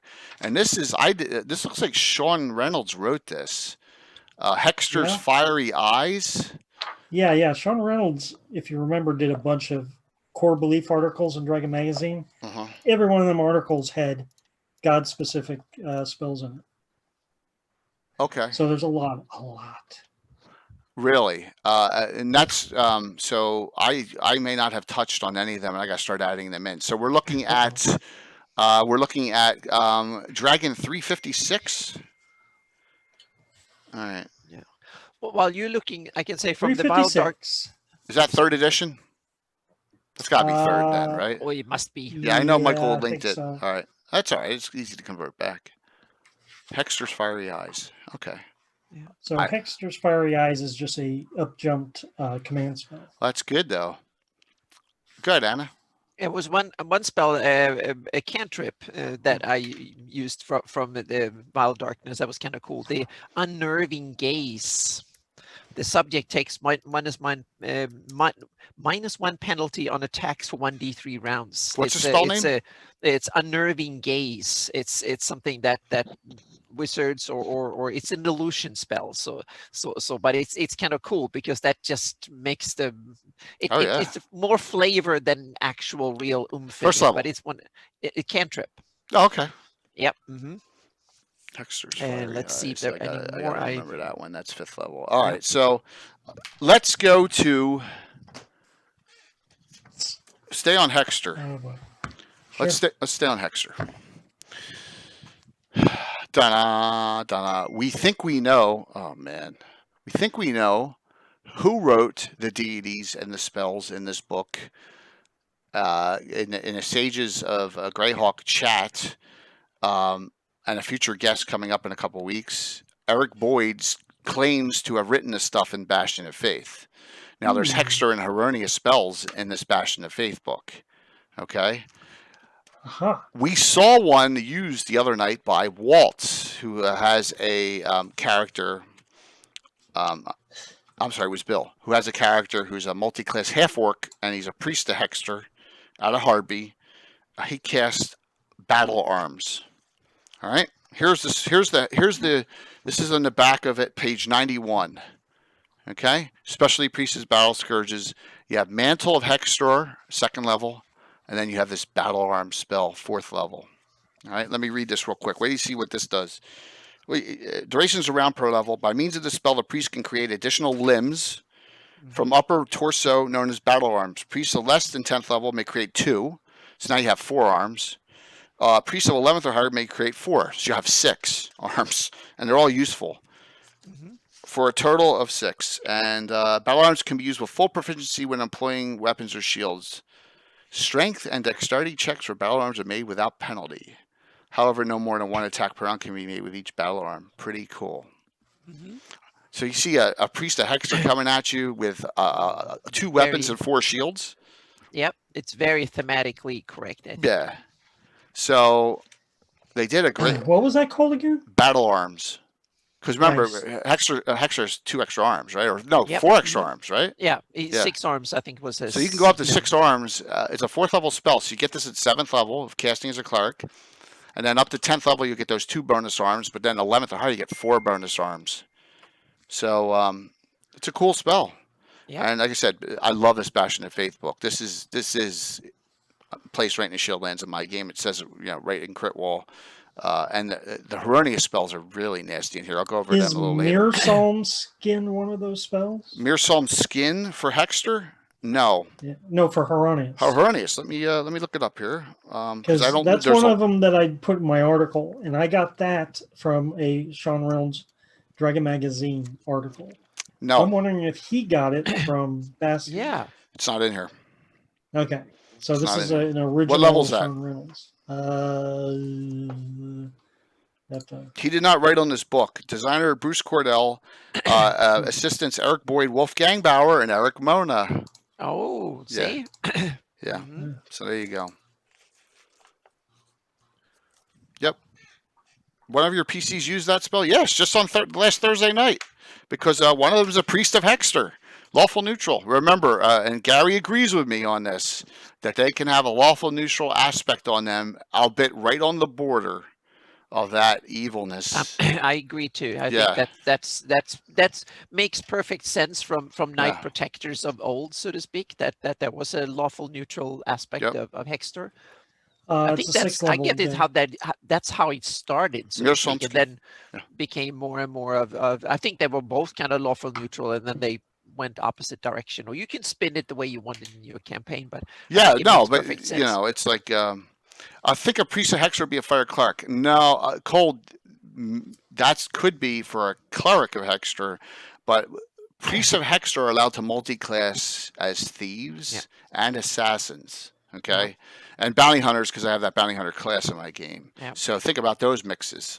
Yeah, in my campaign would be perfect to have a champion of Hexter having that There's spell. Mirror Psalm 6. A dragon. Because it will be like a version of paladin. They're called champions, so they can come in many different shapes, because depending on who they're champion for, so to speak. But for Hextor, that spells make perfect sense for a champion of Hextor to have. Oh, that's so like erroneous. A Hextorian paladin, yeah. Or anti-paladin, then, yeah. See, Mike, thanks, because that spell is going into my list as well. Yeah, it's that's so great. Mirror Psalm skin is stone. It's just stone skin, but if you're struck, that weapon has a chance to break. Well, it's kind of like a cariated column stone skin, right? Yeah, and that spell sounds awesome. Yeah, for meaning, yeah. Anna is Pathfinder 2. Yeah. She's so Alpha 3.5 into Pathfinder 2. Yep. So I used Pathfinder 1 for like 10 years. Now I moved into Pathfinder 2. Yeah. So. And in Pathfinder 2, paladins are a type of subclass of champion. So. Cool. The champion class is anti-paladin, paladins, and various, whoever you are champion. If you champion for a cause and fight for it, then you can be a champion. And paladin is the lawful good standard champion, and I can see Hextorians being a version of the lawful evil champions. Yeah. So Bastion of Faith is one of the few books I still don't own to this day. There is a PDF to get on Drive-Thru RPG. Yeah, well, yeah. Anyhow, that's just one because of I those didn't have it either, goals and when Jay mentioned it the first time, like 2 years ago, I just got the PDF, and it's awesome. Yeah. Is it just Hieronymus and Hextor though? That's my question. Yeah, there are only two specialty priests in here. It's about the Bastion of Faith, which is called the Shield Reclaimed. It's for Crit Wall. It says it, place it right in Crit Wall. It's in my on the map, and it's placed it there. These characters are. I've converted some of them into Knights of the Holy Shielding as well, you know, and are on the good guy side of the Knights of the Holy Shielding in my campaign, not the lawful neutral stupid guy side. And they ally with the Order of Ulick, most of the characters in here, and I've actually used them in my campaign, you know, multiple times. So like here, Mother Phala, there's one. Right, she's actually been in adventuring parties with the group during the Trials of the Legion thing. We're going to continue, so it's a great. I mean, the detail on this book is fantastic. Now, the funny thing, Mike, and I said this multiple times. I even asked Bruce Cordell this. Take a look at the cover. Tell me not that's not Mel Gibson there with the halberd. That's Mel Gibson in that picture. Next to her, yeah. So they put Mel Gibson on the cover as a joke, and Bruce Cordell actually laughed when I brought it up. So, yeah, that's what drew me to the book. Actually, it's like, oh look, Mel Gibson. Yeah, that might have been the artist that did it without telling anyone, and it just passed. Yeah. So, but I'll go over Hieronymus in a bit there. So let's go, Mike, Anna, throw out one. Let's look at this. We're gonna have a part 2 on this. Oh yeah, definitely. I was thinking, do we have any? This is a question because I don't know. Do we ever have any demonic spells of the demon lords that are kind of popular and like from Orcus to not that or any? No, not unfortunately not. I would love. Their spells are always innate, so it's not like that's true. Rights spells. That's true. Yeah. I guess a few of them are it depends on the edition, because the 3rd edition they can have like the equivalent of spell of whatever wizard so and so or something. So yeah, definitely. That would be kind of cool to have some grasped spells or some other orcish or whatever. But it needs to be one of the demons or devils or something that is known for these, like Lord Vuron, for instance. I always wanted to invent more spells for him, but I think I invented a few, but they're in some database somewhere. I don't know exactly where. I haven't used them for years. So yeah. It's called Whale of the Banshee, Lendras. I think it's in Tome of Yeah, that's what Magic. I was trying to think. Whale of the Banshee, I think, is the name of that spell. Why they made that spell and didn't call them banshees, but have it in parentheses, I don't know why. They call them groaning spirits in Monster Manual originally, but then the spell's Whale of the Banshee. I don't. That was one of those I could never figure out why they did Oh, that. yeah. Yeah, but I think that's in Tome of Magic, which I have right here because I knew we'd be talking about. Let me just go in here real quick. But let's, Mike. So I want to ask you about this Obadiah one, quicksand. Because their druid Oh, extra spells are tough to come by. yeah. This spell is for Uh, clerics of Obadiah. Is pretty self-explanatory. You conjure a pool quicksand in an area. You find a spell many or in the article "Power of Faith in Dragon 342" by John Ling Jr. yeah, so that's the Power of Faith article is a gem in the rough. Okay. So John Ling and the Dragon Magazine staff, they all kind of pitched in. What it is I think it's third edition, and you have to take a feat that makes you an initiate of a certain god. So I guess you have to be and I think you have to be a cleric to use these spells. But anyhow, so like if you take the feat initiate of Obadiah, then it unlocks this quicksand spell for your list. Okay. And there's a bunch of deities just like that. You take the feat, and then you get some free spells. Kind of weird, but all right. I would add him to this because, well, I don't have a specialty druid of Obadiah, but I have Obadiah specialty druids that are NPCs. You know what I mean? So because I got Alana, specialty, I got Rolthane Ralphil, Serenus, and I got the Master of the Hunt, which once again, you punish me. I ripped him off from Malar in Forgotten Realms, but also made it after the Master of the Hunt from the Celtic, Call of the Hunt. So I would use it in a second. Whale of the Banshee is 9th level. It is definitely Tome of Magic for 1E2E. All right, there it is, Whale of the Banshee. So cool. While you have brought up Tome of Magic, I'll just come out and say that Abby. through my blog, I have claimed all the named spells of Tome of Magic for Greyhawk. Whoa! Yes? I have not, I could be wrong, but I have not seen those named mages in any other. Okay, wait, because this is great, because I want to get some little background here, because I love these spells. Von Gassek's Refusal, is that in here? Yes, it's 5th level. Von Gassek's Refusal is 5th level, and that's a great Tome of Magic spell, because that keeps you out of an area with no save. So if you had half your party and they went ahead, you put a refusal up, they can't even come in. The rest of the party, and I did that to a group, and they panicked. They went all crazy panic when I cast that. So Laura Levine too. Laura Levine's Shadowy Transformation. Absolutely. A necromancer or a shadow mage, or what do you have him as? Him or her? I have Laura Levine as definitely a shadow.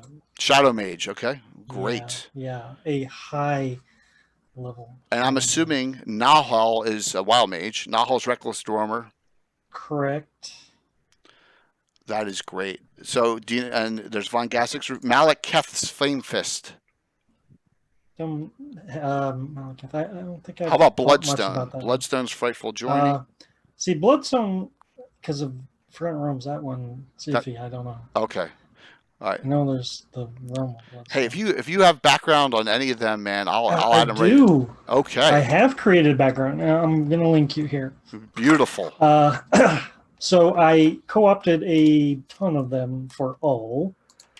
I'm sure Gary will appreciate this. If you remember going back a few years to my Conclave of Ul article, where a bunch of ragtag wizards all are hiding out in the land of Ul. Yeah. And they all Tome of Magic. That's awesome.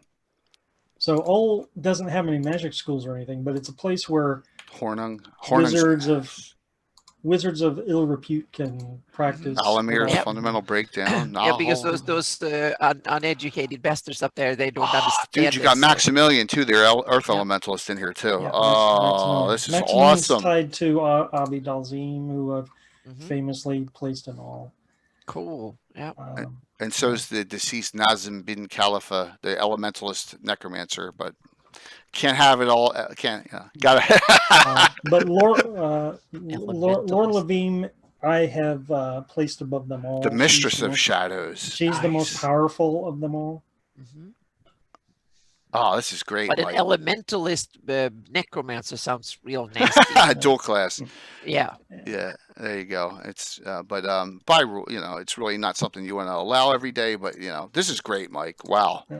Yeah. So I recommend everyone. Gary, how do we claim this canon wise? Should that go into Cannon Fire? That whole Greyhawkery should probably be placed into Cannon Fire, man. Yeah. And then that's a claim, right? So I should hope you. Tim, Dibs. yeah. Yeah. Tim in chat dragged another IU spell out of me that I've invented. That was the summon black troll. Oh yes, the yeah. demonic ones. Yeah, the demonic Oh. ones. So it's a 5th, You're cruel. 7th, or 9th level. You can heighten it. It starts with 5th level, then you summon one small one, and then you can heighten it to a 7th or 9th level spell if you want to get more and bigger and beefier ones. So yeah. And I also have one spell that I haven't used in forever, that the cleric, a priest of IUs, could actually transform into a black troll for a few rounds. So kind of transform himself as a kind of a defense or whatever. When things got real nasty, he could become one for like 5 rounds or like 2 rounds a level or something like that. So yeah.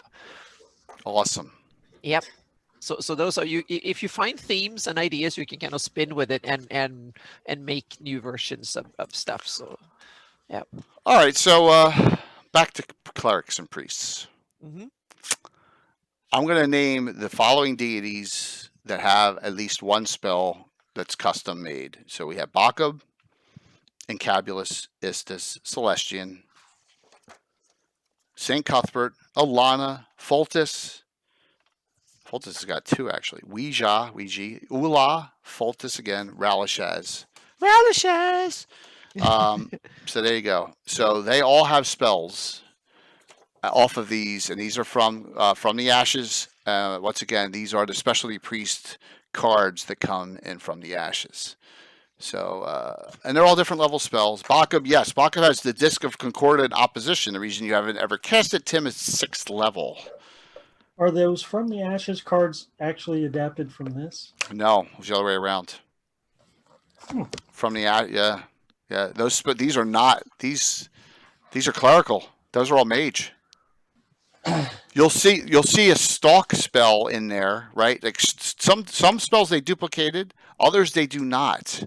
So some of these spells, I believe this came out before it.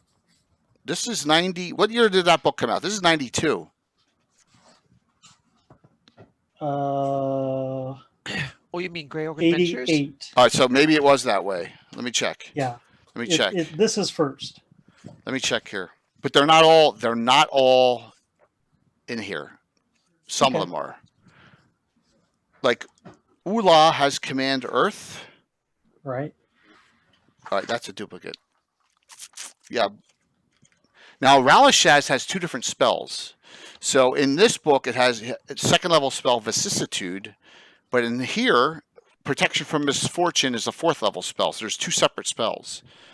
And they kind of, one's more powerful than the other. And remember that actually Eric's character, Venarium, had cast off his Vicissitude spell to allow him to get resaves, and stuff. So there are different. So it makes sense. Some of them are, some of them aren't. It's just crazy. And you have Spittle is in here, right? That's a 1st level Priest of Ayu's spell where they spit at you and then they disable your arm or leg. That spell's reproduced in the Return of the Eight, right? But it's not in here. So they're all over the place with stuff. And I guess because of that 3-month window, they just rush, they rush through things. So you converted Spittle to 5e. Good job there, Casey. What a great spell that is. Yeah, I know. He hates that every time he comes up against Priest of Eyes and they spit on him. So, yeah, they're all over the place with that. So a good spell from this list is here, Celestian. Meteors of Celestian, level 4. This spell creates 1d4 stone spears, each 6 inches in diameter. They shoot from the caster's hand, following a straight path toward the target selected. The meteors hit their targets unless the save versus spells is made, and each does 1d4 plus 4. You may release the meteors simultaneously or individually at a rate, blah, blah, So there you go. And the range is 20 yards. So they're like little mini meteors hitting. It's for effect. Alana's spell Stalk is good because it allows almost the creature nearly invisible in rural surroundings and silent, and it masks you completely, and that's a 2nd level spell. So there are some really cool spells on that list too. All Greyhawk based. So my players hate how you're using so much now. Well, they should, Casey, because you're learning now. You're learning how to do it right, man. I'm sorry, just kidding, but that they should hate Iusians. They should, If you don't hate Iusians, there's something wrong with you. So even the Horn Society hates Iusians. The Free Reavers hate Iusians. All the good guys hate Iusians. Everyone hates Iusians, but the Renee or Rennie or however you pronounce them, right? So there you go. Okay, throw out some other ones. Got some good ones going. Mike, any on your list? See here. Well, you were early knocking some of I them have out one there. from the book that is not Greyhawk, but Book of Vile Darkness. That it's kind of cool that I used Wall of Chains. Oh, I never heard of that. Yeah, that's a nifty one. That is kind of cool. Yeah. Awesome. What's it do? It just creates a wall that just chains. It walls of chain, of chain, Nice. and it's thematically, it's basically like a wall of force that you can kind of talk through and stuff. So it kind of stops characters and the party just like a wall of force, but more thematic, and you can kind of and the you can actually catch a party in if you use 2 of them and you have a corridor, then you can shoot arrows and cast spells through the chains and stuff. So I may have to get that book. So it's a kind of so there's a lot of cool. So that's a cool one, Wall of Chains, that you can kind of introduce to various villains and stuff to use it. That's funny. That's funny, Antiquitous. No, Melsass's arrow does not have a range of 100 yards. It's 30 feet in the book, and I increased it to 60, and he still was 1/4 of the range there. So, Mike, tell us about. And it says here, this is on your list, and the reason I know nothing about this spell, I refuse to open this module. It's Return to the Temple of Elemental Evil, Tharsden's Maddening Scream. Oh. Yeah, sounds good. I have that book. I only read about it, never had it to use. It's a high level spell that sounds like it would be fun to use against my players. If I could remember what it did, though, that's the problem. It's always it was like I likened it to Tasha's Hideous Laughter, but like without a saving throw, and then it basically makes you worthless. Like you can't defend yourself and whatnot. I think it's a little excessive for an 8th level spell is what they had it at. So my question is that a spell that someone else who's a priest of Tharsden has? Is that a priest of Tharsden spell that's called Tharsden's, or is it is it wizard or clerical? I'm assuming it's clerical. It's it's a domain spell for madness. But I think it was also accessible as a wizard spell. It was the only spell on my list I think that would both. Okay. So, and that comes from Return TEE. Alrighty. Yeah, so that's a Monty Cook thing. I believe. And my hands burn when my eyes because everyone knows.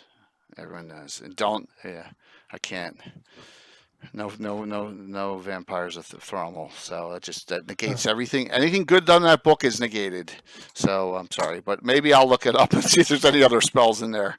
I'm serious. My pile down on the thing. It's at the bottom of the pile. Yeah. There are good ones? There are other ones. I don't know as to the quality. So, Tharizdun's Maddening Scream, Tharizdun's Touch. Okay. Lower level, second level. Blast of Force, third level. Rage, third level. Bolts of Bedevilment, fifth level. That might be it. That's still a decent amount. Now, were they a mix of clerical and wizard?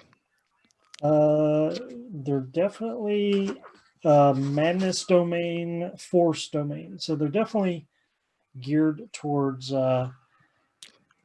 clerics. But Maddening Scream, for some reason, is the only one in here that is also accessible by sorcerers and wizards. All right. So basically, these are priest of Tharizdun spells, which I may not make. Okay, I'll take a look. That's cool. That's great, man. So maybe some good will come out of that. Boy, I better not have Monty Cook on the show, or else I'm in trouble. Yeah. I want you all will be busting my stones the whole time in chat about Jay's gonna do it. He can't hold back. I know what you're gonna do. Oh my gosh, that would be funny. But I didn't know there were some great spells in there. It sounds like, Mike. That's cool. Yeah. That is cool. All right.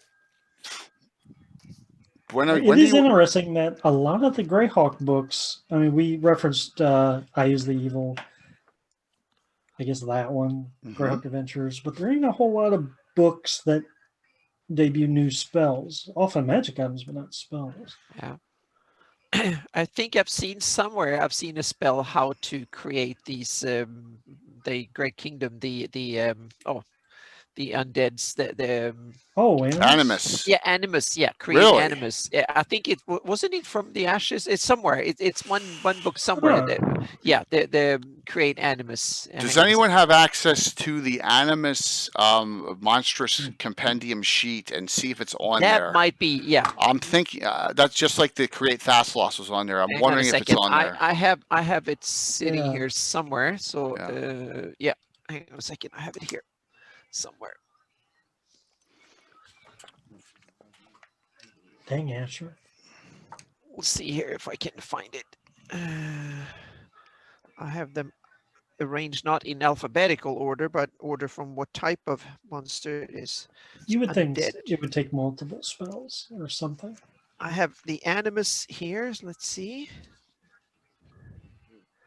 The Animus. No, there is no spell on that. It's not there. Okay. No, not on the sheet. So okay. So not on the sheet. So a second here. I'll see if I can Google something and see if we can. How about some cleric spells granted by Maya? All right. Are you ready for? I have them. And now it's time for Jay to get in trouble. Do not beat me. I have a whole list. Okay. So, and I talked to Gary about this, and I wanted to hold off on this. But Anna, do you want to finish your point before I go off and really get beaten up? I didn't find anything, so please continue. Time to get beaten up. We'll start with Mayheen. Mayheen. There are deities that don't have enough custom spells. I can't wait to have Eric Boyd on the show because almost all those deity books are his. From Forgotten Realms, right? All of them. So what did I do? I pilfered Helm spells because Helm and Mayheen are pretty similar. All right. So yes, I did it, and I've done this with other ones, and I'm going to go over some of them. But here's my Mayheen spell list. Okay. Here's the Mayheen spell list, which is pretty. Got some good spells in it. Oh. That just fell out. So Helm spells, where do you get Helm? All right. So if we go to if we go to the deity helm and we go to face and avatars, see, I was prepared. I got you. Right. Okay. And there's also from prayers, prayers of the faithful, that orange covered book. You'll get the following spells. All right. Century of Helm, not Century of Mayheen, Exaltation. I know I'm cheating. Mace of Odo, Seeking Sword, which is a great spell. Summon Spectator. Fist of Faith, Faith Armor. Oh. Shield of the God, Tenfold Iron Guard. Okay, and so there you go. Add them in as you will, or don't, or curse me for actually using Forgotten Realms and ripping some back of them. But still, spells like that, and then converting them, changing them a little bit. It fits I think perfectly. That's perfect. I talked to Gary. I said to Gary, Gary, what do you think of this? He goes, hey, yeah, why not? They steal enough from us. Yeah, so, Gary stole the entire Isle of Dread. Of course, he'll be okay with that. So now so two other spells I'm going to add in here, and that I think deserve to be in spell lists for Palor and Foltest, and they are in my game. Now let me just add them at the bottom here, because I was prepared. I wasn't even going to talk about Mayheen. That was a good one, Mike. But here they are, and Tim argues the effects of these spells of me all the time. But let me just get them in here.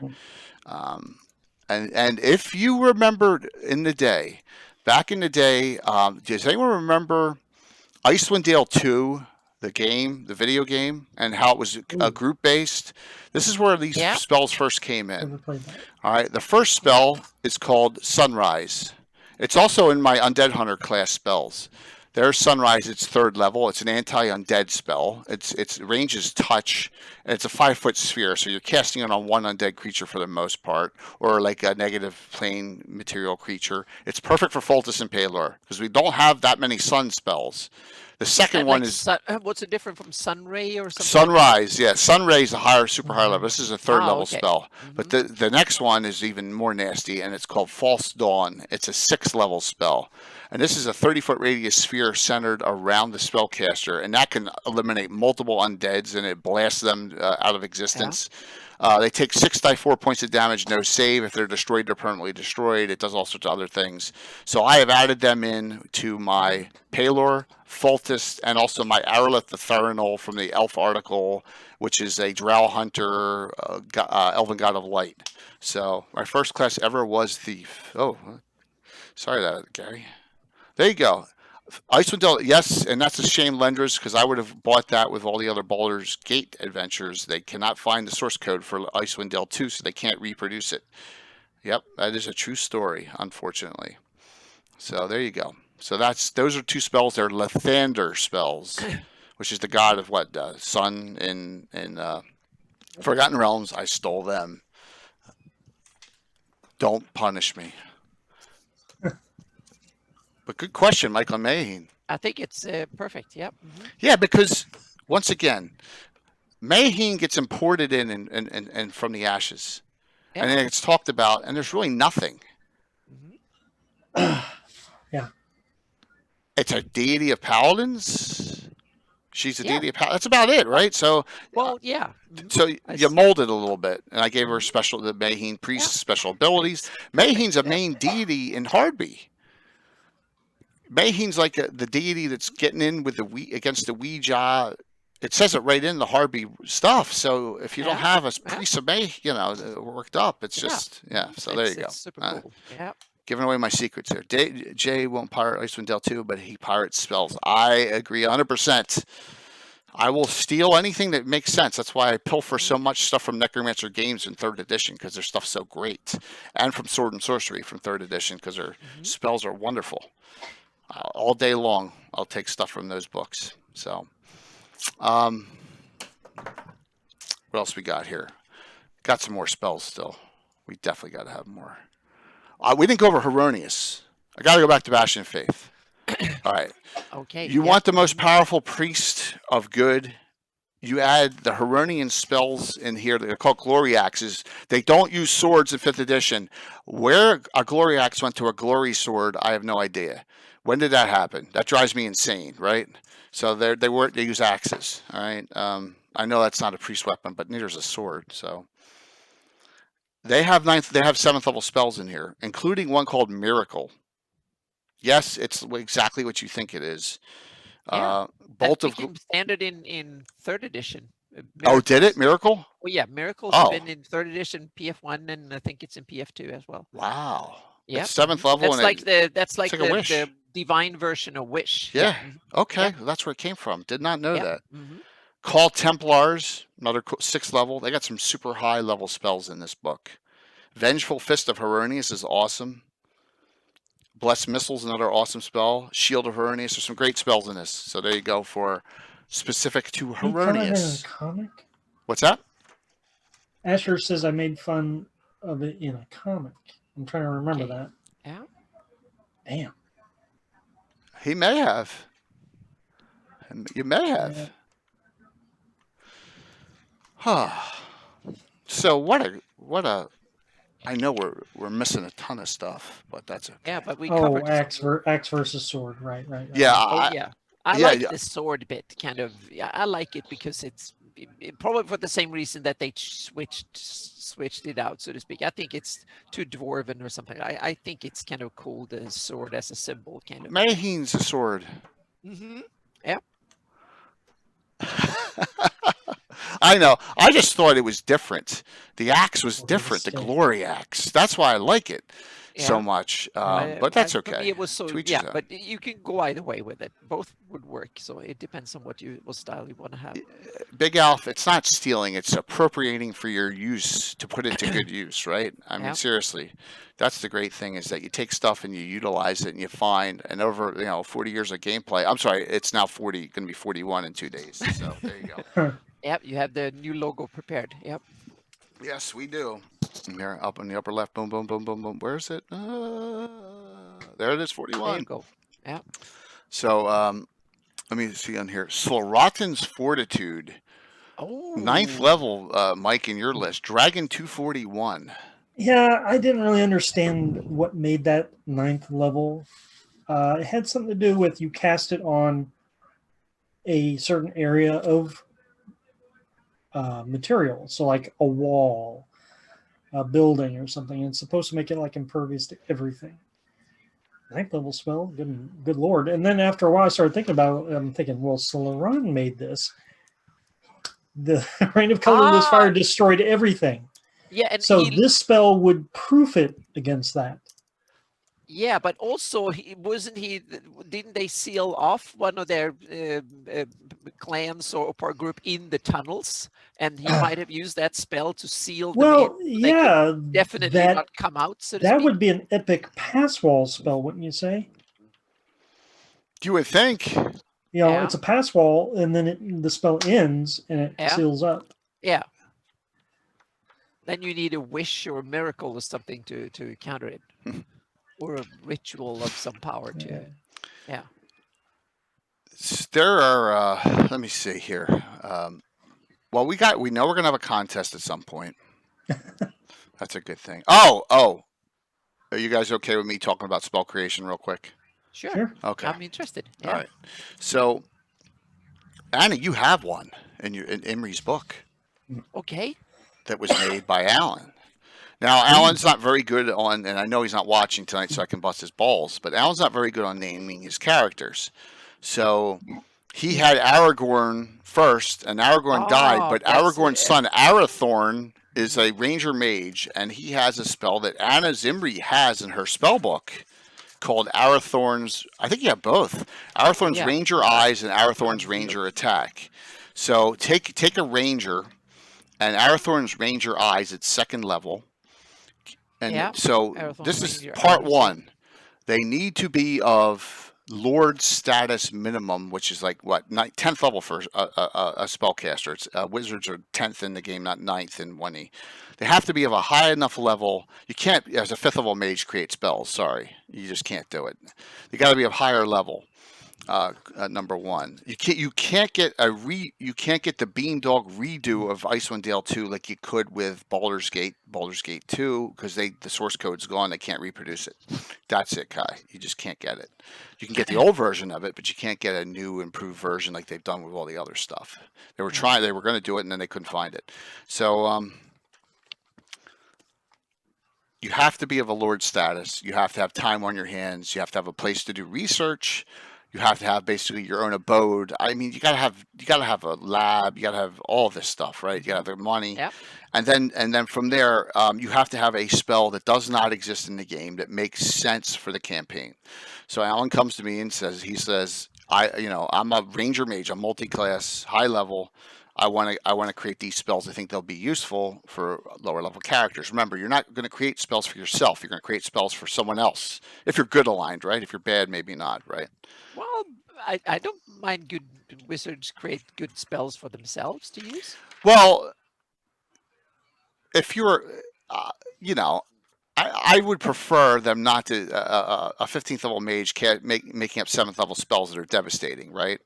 Well, but spells that are useful for themselves to cast. That's what I believe most wizards do. It's like they don't sit and crank out swords for fighters. They make items they themselves can use.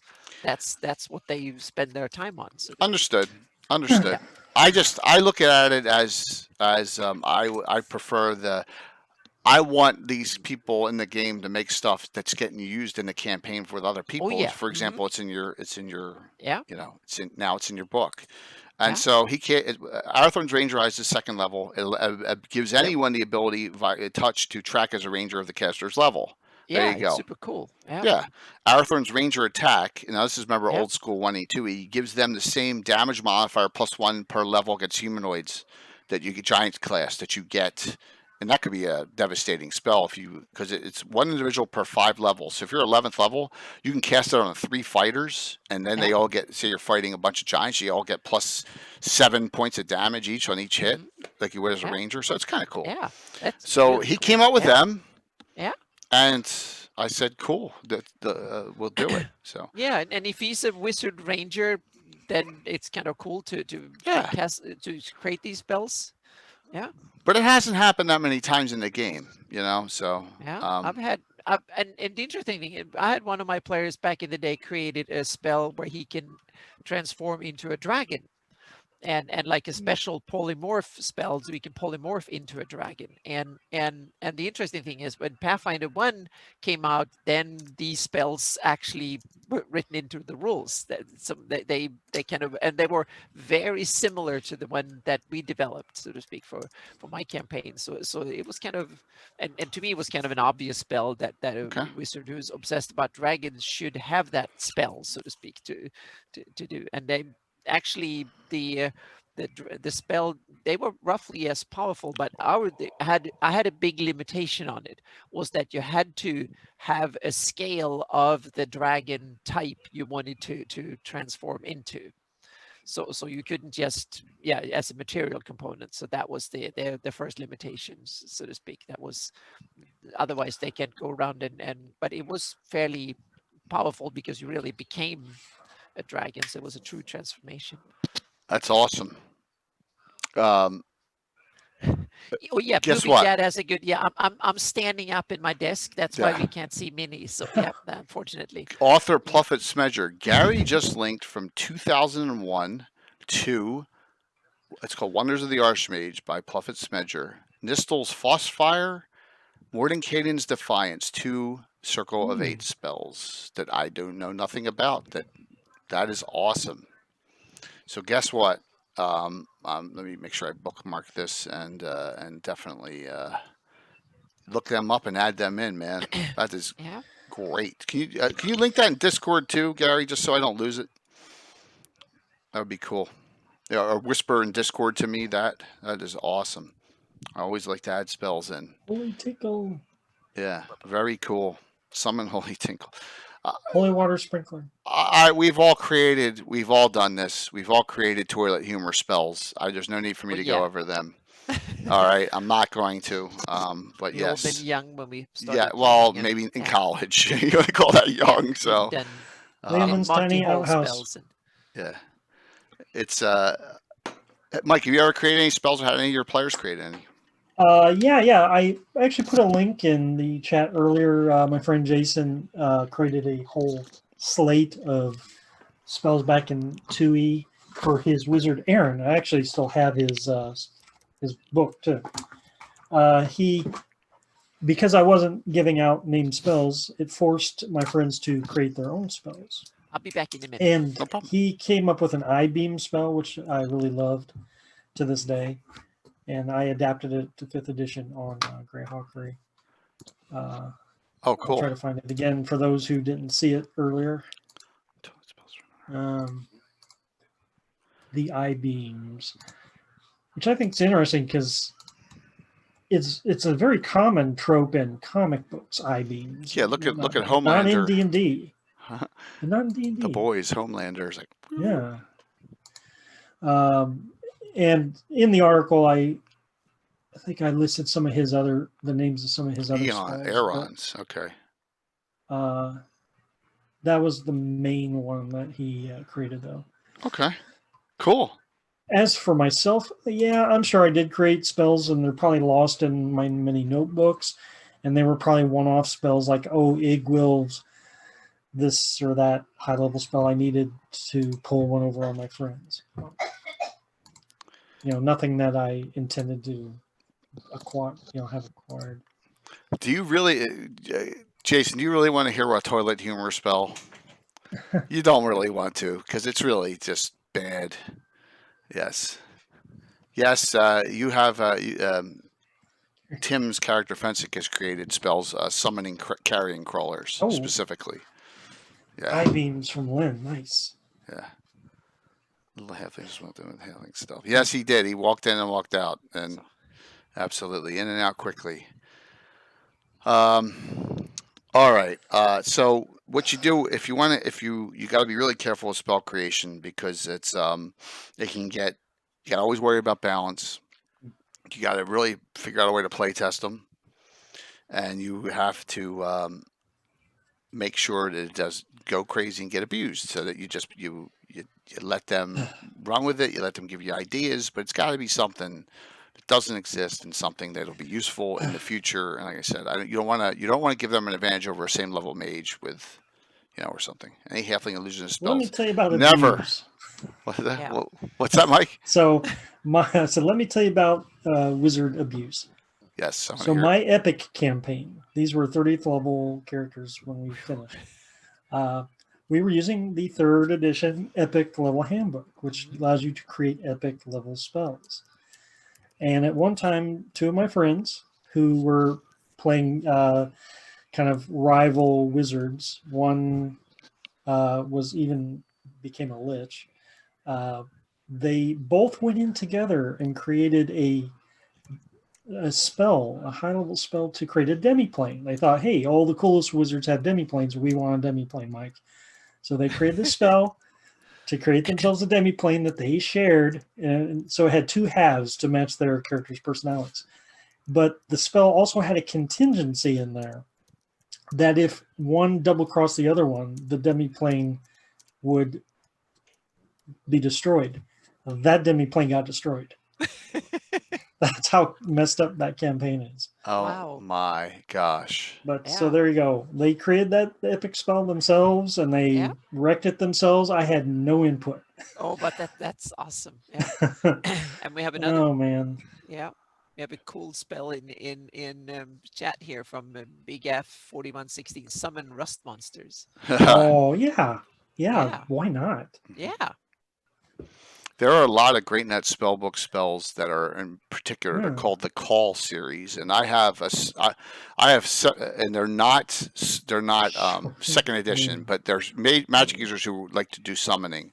So I'll throw a beetle call, dog call, troll call, all sorts of crazy stuff. Calling spells means that the creature needs to be physically in the area, if I remember correctly. But summoning spells will summon them from wherever, so to speak. True. true. They don't have to be in the area naturally. That is a true technical logistical thing I Yeah, didn't even think yeah, about, but they just yeah. that's what they called them to change it up so Yeah, that it wasn't the that's exact mean same. that calling spells are much lower when I think or should be, and then summoning spells are way higher because a bit higher in level, because then you guarantee it will come. Even if you're in the desert, you will get a whatever and something. But if you have a calling spell, it needs to be in the area 1982. naturally.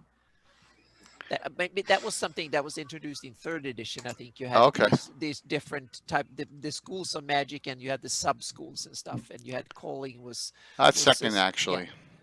Oh, okay, good. It's second Yeah, edition. yeah, Yeah. yeah. Yeah.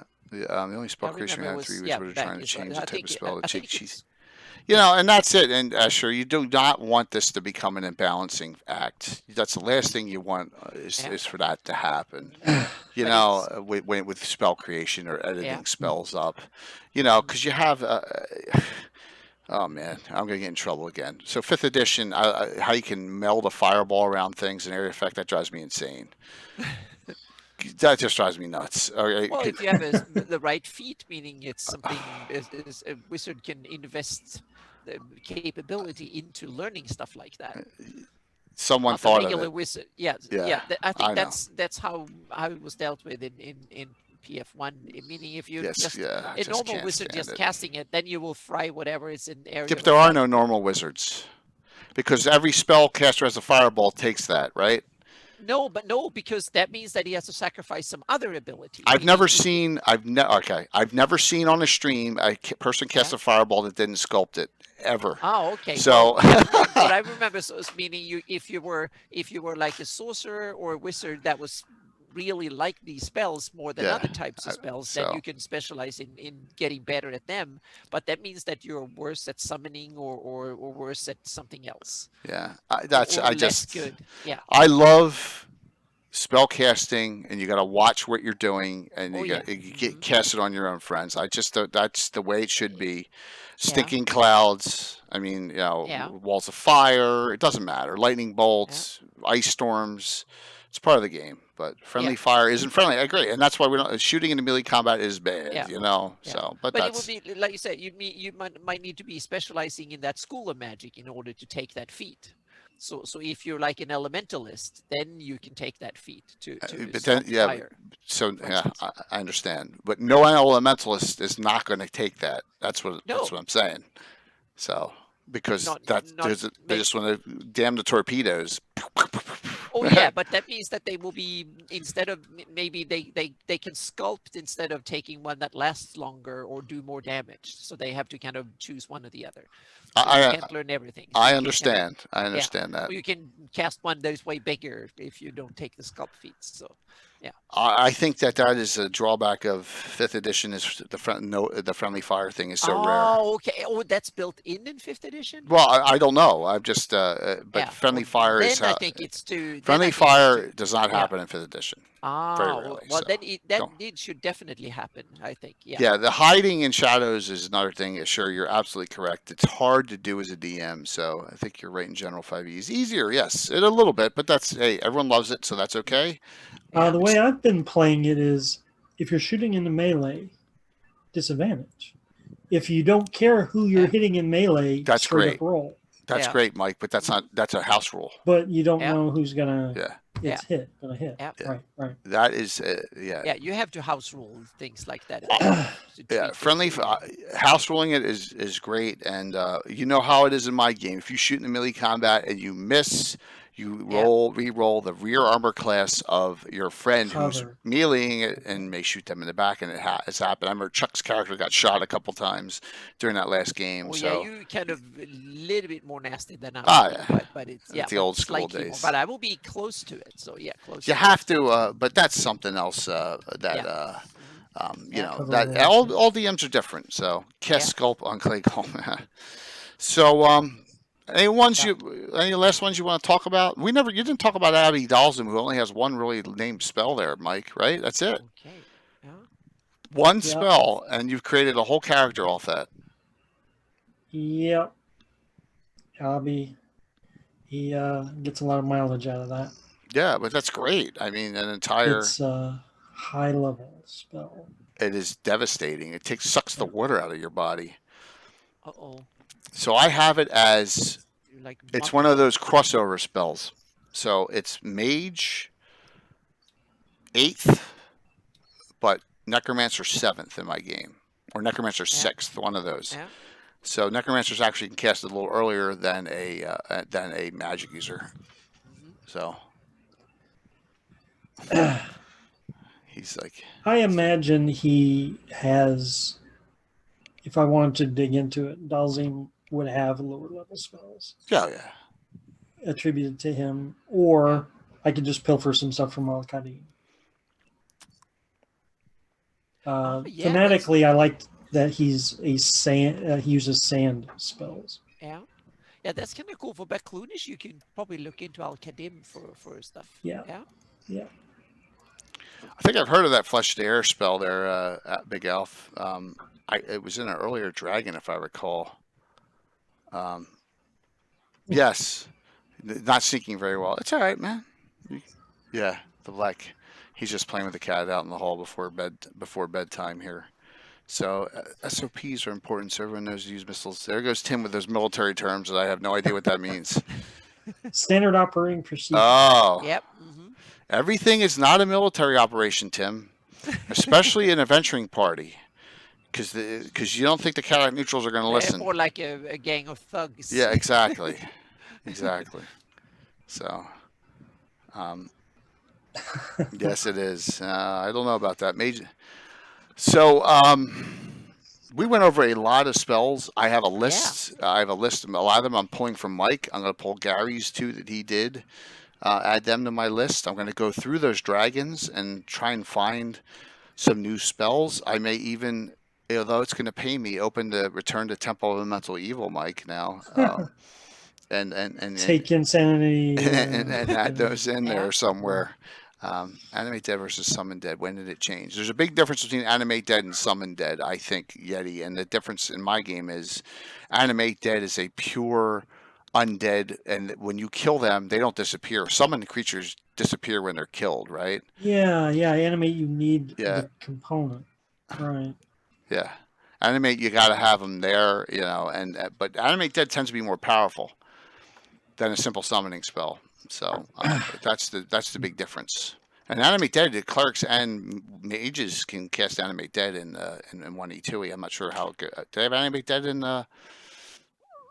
future editions, both mages and clerics? Okay. Oh yeah, definitely. It's been there and it's usually it's like Right, the animates don't unanimate. The summoning spells only last a certain amount of time too. Correct, Tim, on that as well. Yeah. Yep. So, Animate Dead I think has been in every D&D like or D&D and or D&D Watch this. esque. $7.95. I will thwart that. Ready? We're gonna do a book battle. Go. Put yours up. I win. Oh, yeah. Cha-ching.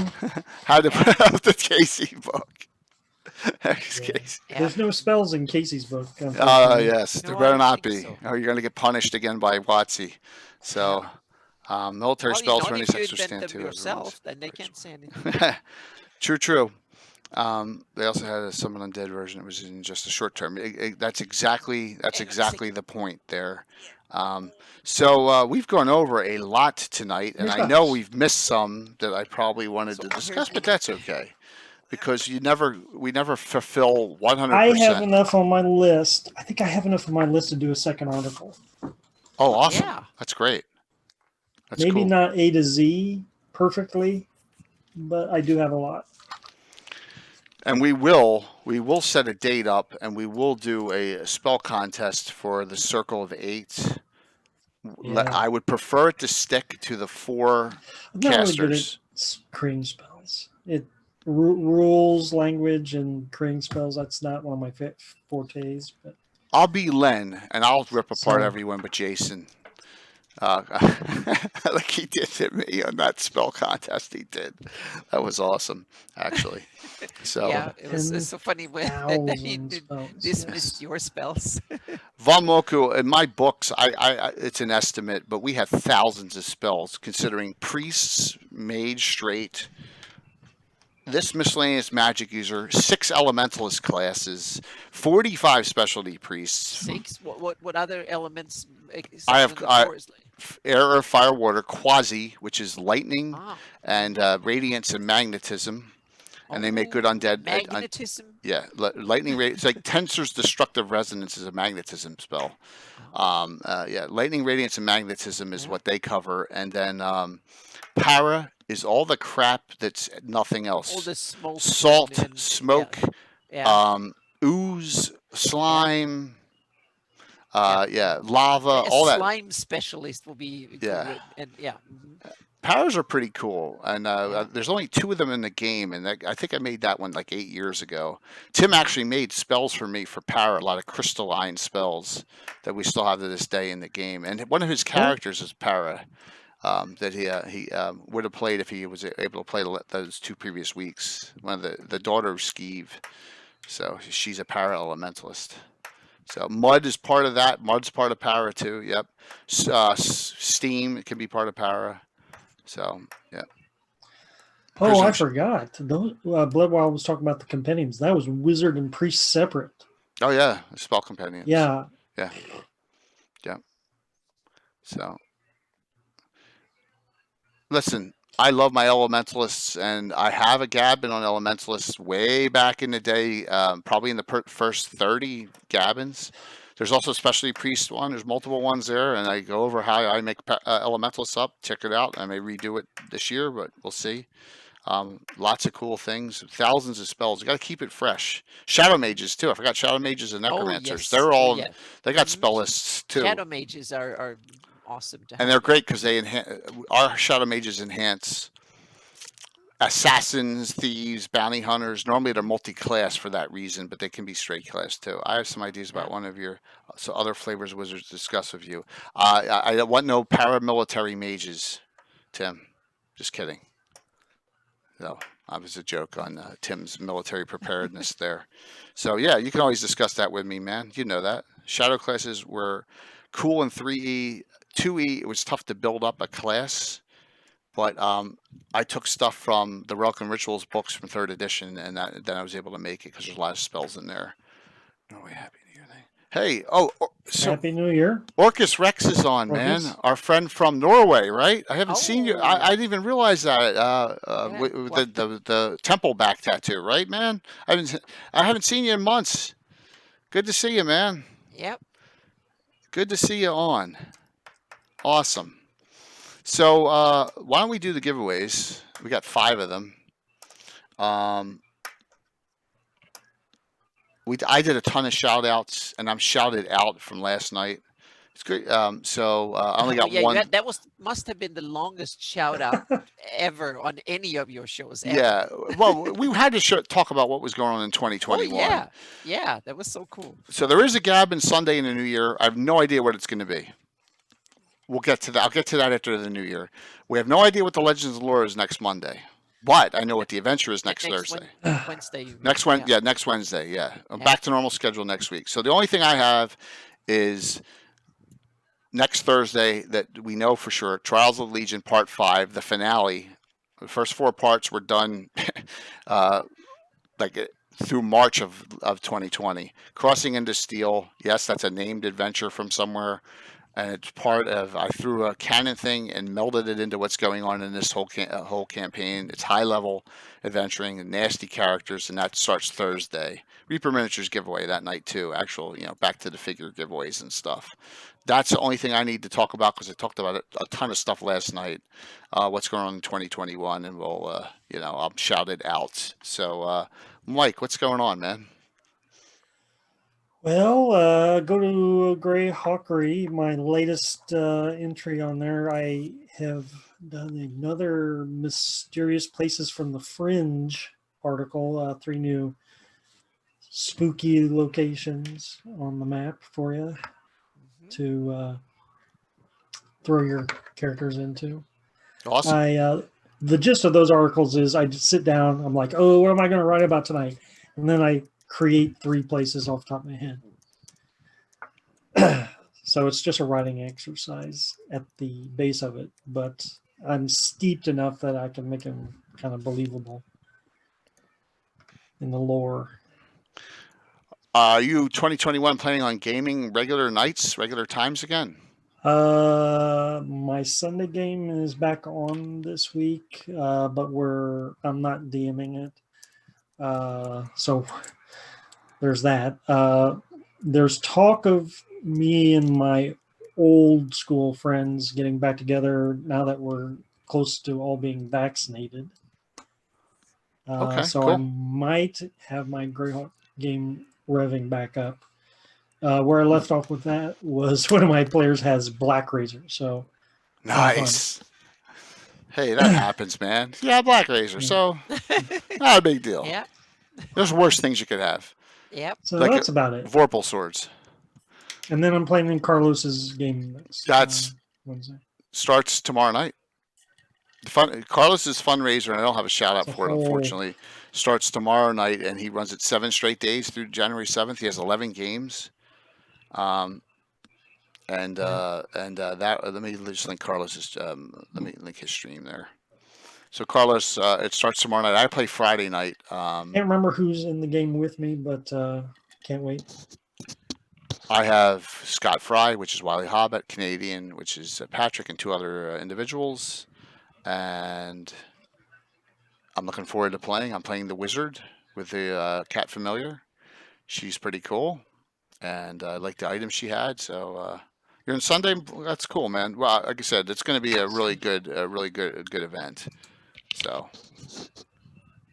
are you really either playing 2E or not 2E, Ashley the Monk? Because I have like a special rule system, right, Anna? Yeah, you have like a 1.2 Yeah, J the or something hybrid. like that. Yeah. 1.J. Thanks, Casey. Yeah. You're on Tuesday there.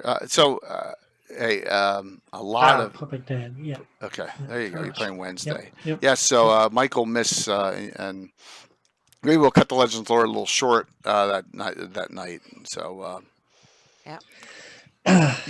Carlos is playing. It's all Carlos. No, I don't play virtual there. I mean, you know that. My guys were here on Monday. The whole crew was here Monday except for Tom. We play in person still because my guys are careful. They got jobs and all. They got to worry about COVID. So, they're making sure that they're not they have not feeling well and all. But they can stay at home. If they don't feel well, they're not coming. So, 3.5G. That you got your own additions there. Going on, which is cool. I don't know what's going on with you. Today I just posted an image on the series of new icons. I'm going to overhaul and kind of edit. I realized that I needed all the symbols on my Greyhawk map is like 20 years old, and I've introduced a few new ones like 10, 15 years ago. And they needed a kind of a touch up because when I created most of them back in Coral Draw in the 90s, then I didn't know much what I was doing, so they were kind of not symmetrical. They didn't look they were a bit scruffy here and there, and there was some artifacts and stuff. And also I needed to create SVG versions for to use in GIS soft tools and stuff. So I realized that it's been on my agenda to do for several years to upgrade. So I kind of tweaked them slightly. There are a few of them that I tweaked a little bit, and most of them look the way they did, but they're kind of refined a little bit. So that I posted that today. So that will be a series coming roughly once a week or a couple of times a week. That will be I will go over until I kind of redefined all the icons. And then I will move into fonts and other things for future editions of the map, because I think it's a little bit too crazy here and there with fonts and stuff. So that's another issue. So that's coming. And I'm also writing on the end of the year, looking into the next year kind of post. That will probably be a way too long. So we'll see. Maybe have to split it up into two. And there will be technical parts and others. But the gist of it, the two main projects going in next year, one is to take the existing map and put it into QGIS. That is going to be a major undertaking, and that is going to start next year. So I'm going to start it soon, and to start putting it in, because I need to, for future maps, for Underdark maps, for all sorts of maps, and to be able to print maps better and stuff like that. Then I need to make them much more flexible. And then the other project is to start looking into Lendor Isles and the new generation of Greyhawk maps. That's the biggie. And those of you who watched yesterday, I kind of talked 5 minutes about a bunch of stuff. So there will be some details and stuff how that will go about, and there might need to be a technical special blog post about that. Will probably be a series of special technical blog posts coming on how to go about, because there is so many dimensions and stuff into this. So that is a huge 5 to 10 year project to kind of to do the new generation of maps. And then there's a whole list of tweaks. And I'm also, my own campaign have started. So there will be a second session. That will be on Sunday. So we will fight the Iusians and maybe fight with the Iusians. We'll see what the players will do. So they are kind of behind enemy lines, growing up in a village that is still controlled by Iusian priests. So there might be a special spell or two fired off. We never know. Yeah. Very So cool. that's what's going on. And then so there will be a bunch of so there are a lot of things going on, but not that much being done or finished, so to speak. That's the problem right now. But also there will be a special 24 by 36 inch series of maps of. I've taken the existing Flannies map and cut it out into. First, I've blown it up 50% larger than normal and cut it up to 24 by 36 pieces. So I will do one piece per week. There are two already. The Salt Marsh Gradsel area and the area around Greyhawk. Those are already done. So then they are perfect for printing. So they come in PDFs, and there are actually everything is increased 50% in size. So you don't need to worry much about quality. You can print on vinyl or canvas or whatever you want, and it will probably work fairly well. So they will be 24 by 36. So I will start cranking. I will create one a week or so until I covered most parts of the map. They will not be they will not be so they will be matching perfect. So there will be different areas, so to speak. So I've had requests of the area around Doraka and stuff too. So that will probably be the third one, to take the Ayus area, land of Ayus and stuff. So they will come out during the year, and then so that was the quick. There's so many things going on, but very little that is being finished right now. So this is the year. So the first thing that I hope to really have done next year is the Lendor Isles. That's the first big project for next year. So that will be the spring project, maybe done by May or June or something like that. That's what I'm hoping to have Lendor Isles done. And then to research that. So I will probably spend most of January to actually dig through all of Lens material, and then we have to figure out how to publish it. So I have to put a tripod and a camera and then take pictures of it or scan it somehow. And we have to figure out, meaning that's thousands of pages to go through. So we have to kind of I have to look into that. That will be a big thing. And then I have to categorize it both for other stuff, but also for my map making. So each city or settlement on land or isle will go get a pile and go through them, so we can see what we can find. So there is I don't know if Orcus knows. I had Wolfgang Bauer on a few weeks ago. I've talked to. We've discussed it, and Wolfgang said, yeah, we're looking into it. So the best way of getting that to happen is to pester, go on various social media or like forums and stuff, and go on the Cobalt Press Facebook group and stuff, and then ask for it. Okay. Because if that happens, if they get the message, so to speak, because all the stuff already exists. It's just what the Cobalt Press wants to publish. Right. So because the map is available in various formats already. So it's the PDF of some of them are they invested. The online map got most of the love at the moment, but there is hopefully more formats to come. So awesome. Yep.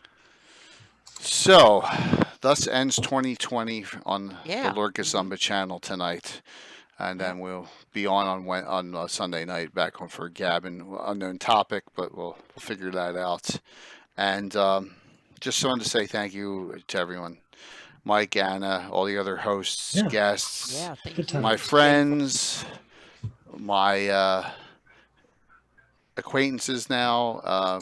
People have become friends over this last year. I mean, it's been an unbelievable year for everything we've done, and thank you. Last night was a great show, and we kind of wrapped up things. Yeah. Talked about 2021 last night, but it's just been a wonderful time.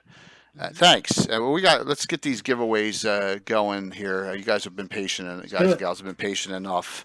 So Yep. 5 giveaways. All right. So Don't close it out early I tonight. hope not. I certainly hope not. I gotta watch myself. The first two are either the first choice you get your. Hopefully you got to be on for these. The Troller Games is 30, Reaper's 25, and all 3 of the Cobalt Presses are $10 gift certificates.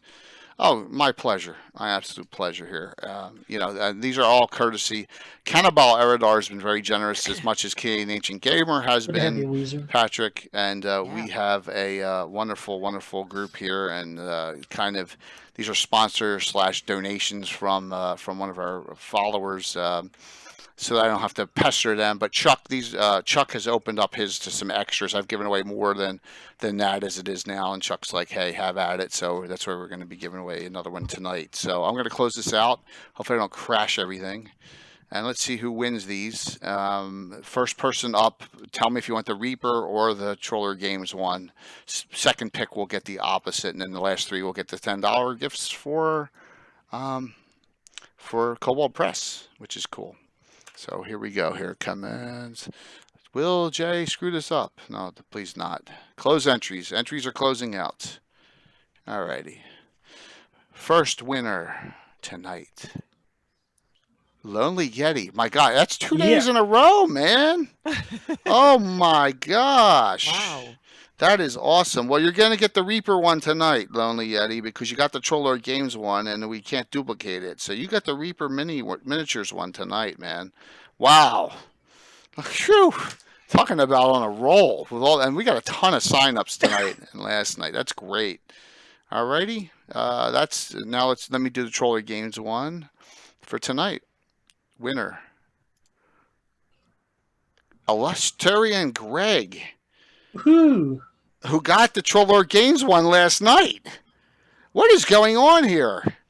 You can't get it. You can't duplicate that, Greg. I got to give you a Cobalt Press one, man. I'm sorry, but I can't. It's the same. Basically it's the same code. Greg. Oh my gosh, Greg, you're gonna have to live with Cobalt Press Are you tonight, sure Greg. you haven't reset the randomizer or something? No, what it is I can't really discuss how Chuck does things. So you're getting a Cobalt Press $10 one, man. That's cool. All right, so the Troller Games one's still up. Toad Czar. There's a new name. Oh. Is Toad Czar on to claim it? Czar. I see him in the list. Toad Czar. Toad Czar. Toad Czar. I know you're on. You're probably lurking. Toad Czar. Are you there, Toad Czar? Well, Yeah, you won. Yes, Toad Czar. Okay. Oh, cool. Toad Czar, Yeah. you won the Troller Games. All right. So Toad Czar, please whisper me your in chat in the whisper. Please whisper me your email address, and I will send you the Troller Games code. Okay. All right, for their store. Two more Cobalt Press $10. The Real Long Shot. Awesome. I know. Real Long Shot is. I'm assuming he's on. Congrats. Congrats, Real. Is he? He's on still. There you go. He's in the list. He's on. Wow. Thanks for all the viewers tonight. Yep, you're in. Thanks for hanging in there. Yes. Yeah, Real definitely. Long Shot. Mhm. You got a Cobalt Press, $10, and the last one for the year for Crack Mike. great company, all great companies. Last one for the year. Here we go. The last Troller Press, and remember, we'll continue this with our sponsors all through 2021, of course. Row GR. Ro, you just got. I got to redo it. You got a Cobalt Press one yesterday. Oh my gosh, Ro. Actually, you know what? No, that's a separate code. I can actually give it to you. Oh my gosh, guys! Some of you guys are lucky. It's not the same code as like thing, so I can actually give it to you. So there you go. You won it fair and square. There you go. Awesome. Note this. I'm thinking about the thing with the store idea, and I may work something out with someone who has better capability of doing it. So that's in discussion. And remember, congrats to everyone. Awesome, man. Thank you for that. I will get that to you, Toad. Thank you so very much. The giveaways go throughout the entire year of 2021, and usually everyone wins something at some point. So thank you all. Who's on the raid? We're gonna raid Will. Will's on his Savage Worlds game. It's not, it's not Greyhawk, but it's cool. Will's great. Got a great stream. Thank you all. Happy New Year. Happy holidays from us all. Happy. And remember, 2021 is packed, filled with activities. Packed. It starts tomorrow night with Carlos's game, his fundraiser, his cheetah rescue fundraiser for 7 straight days. So give Carlos love, please. And if you have some money to give, please do. Alrighty. So we'll see you all, and you get to see some of my newfangled music and stuff here. There you go. All right, we'll see you. Let's raid into Will. Raid.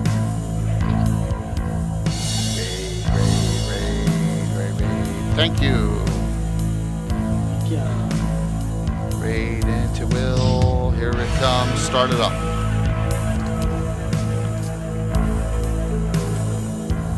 Almost. I'm going to play some Catan with some friends tomorrow night. That's what I'm going to do for New Year's Eve. 10, 9, 8, 7, 6, 5, 4, 3, 2, 1. Nice, 60 people going in. That's great. See you Sunday night. I'll see you Friday night during Carlos's game. I'm playing it. See you then.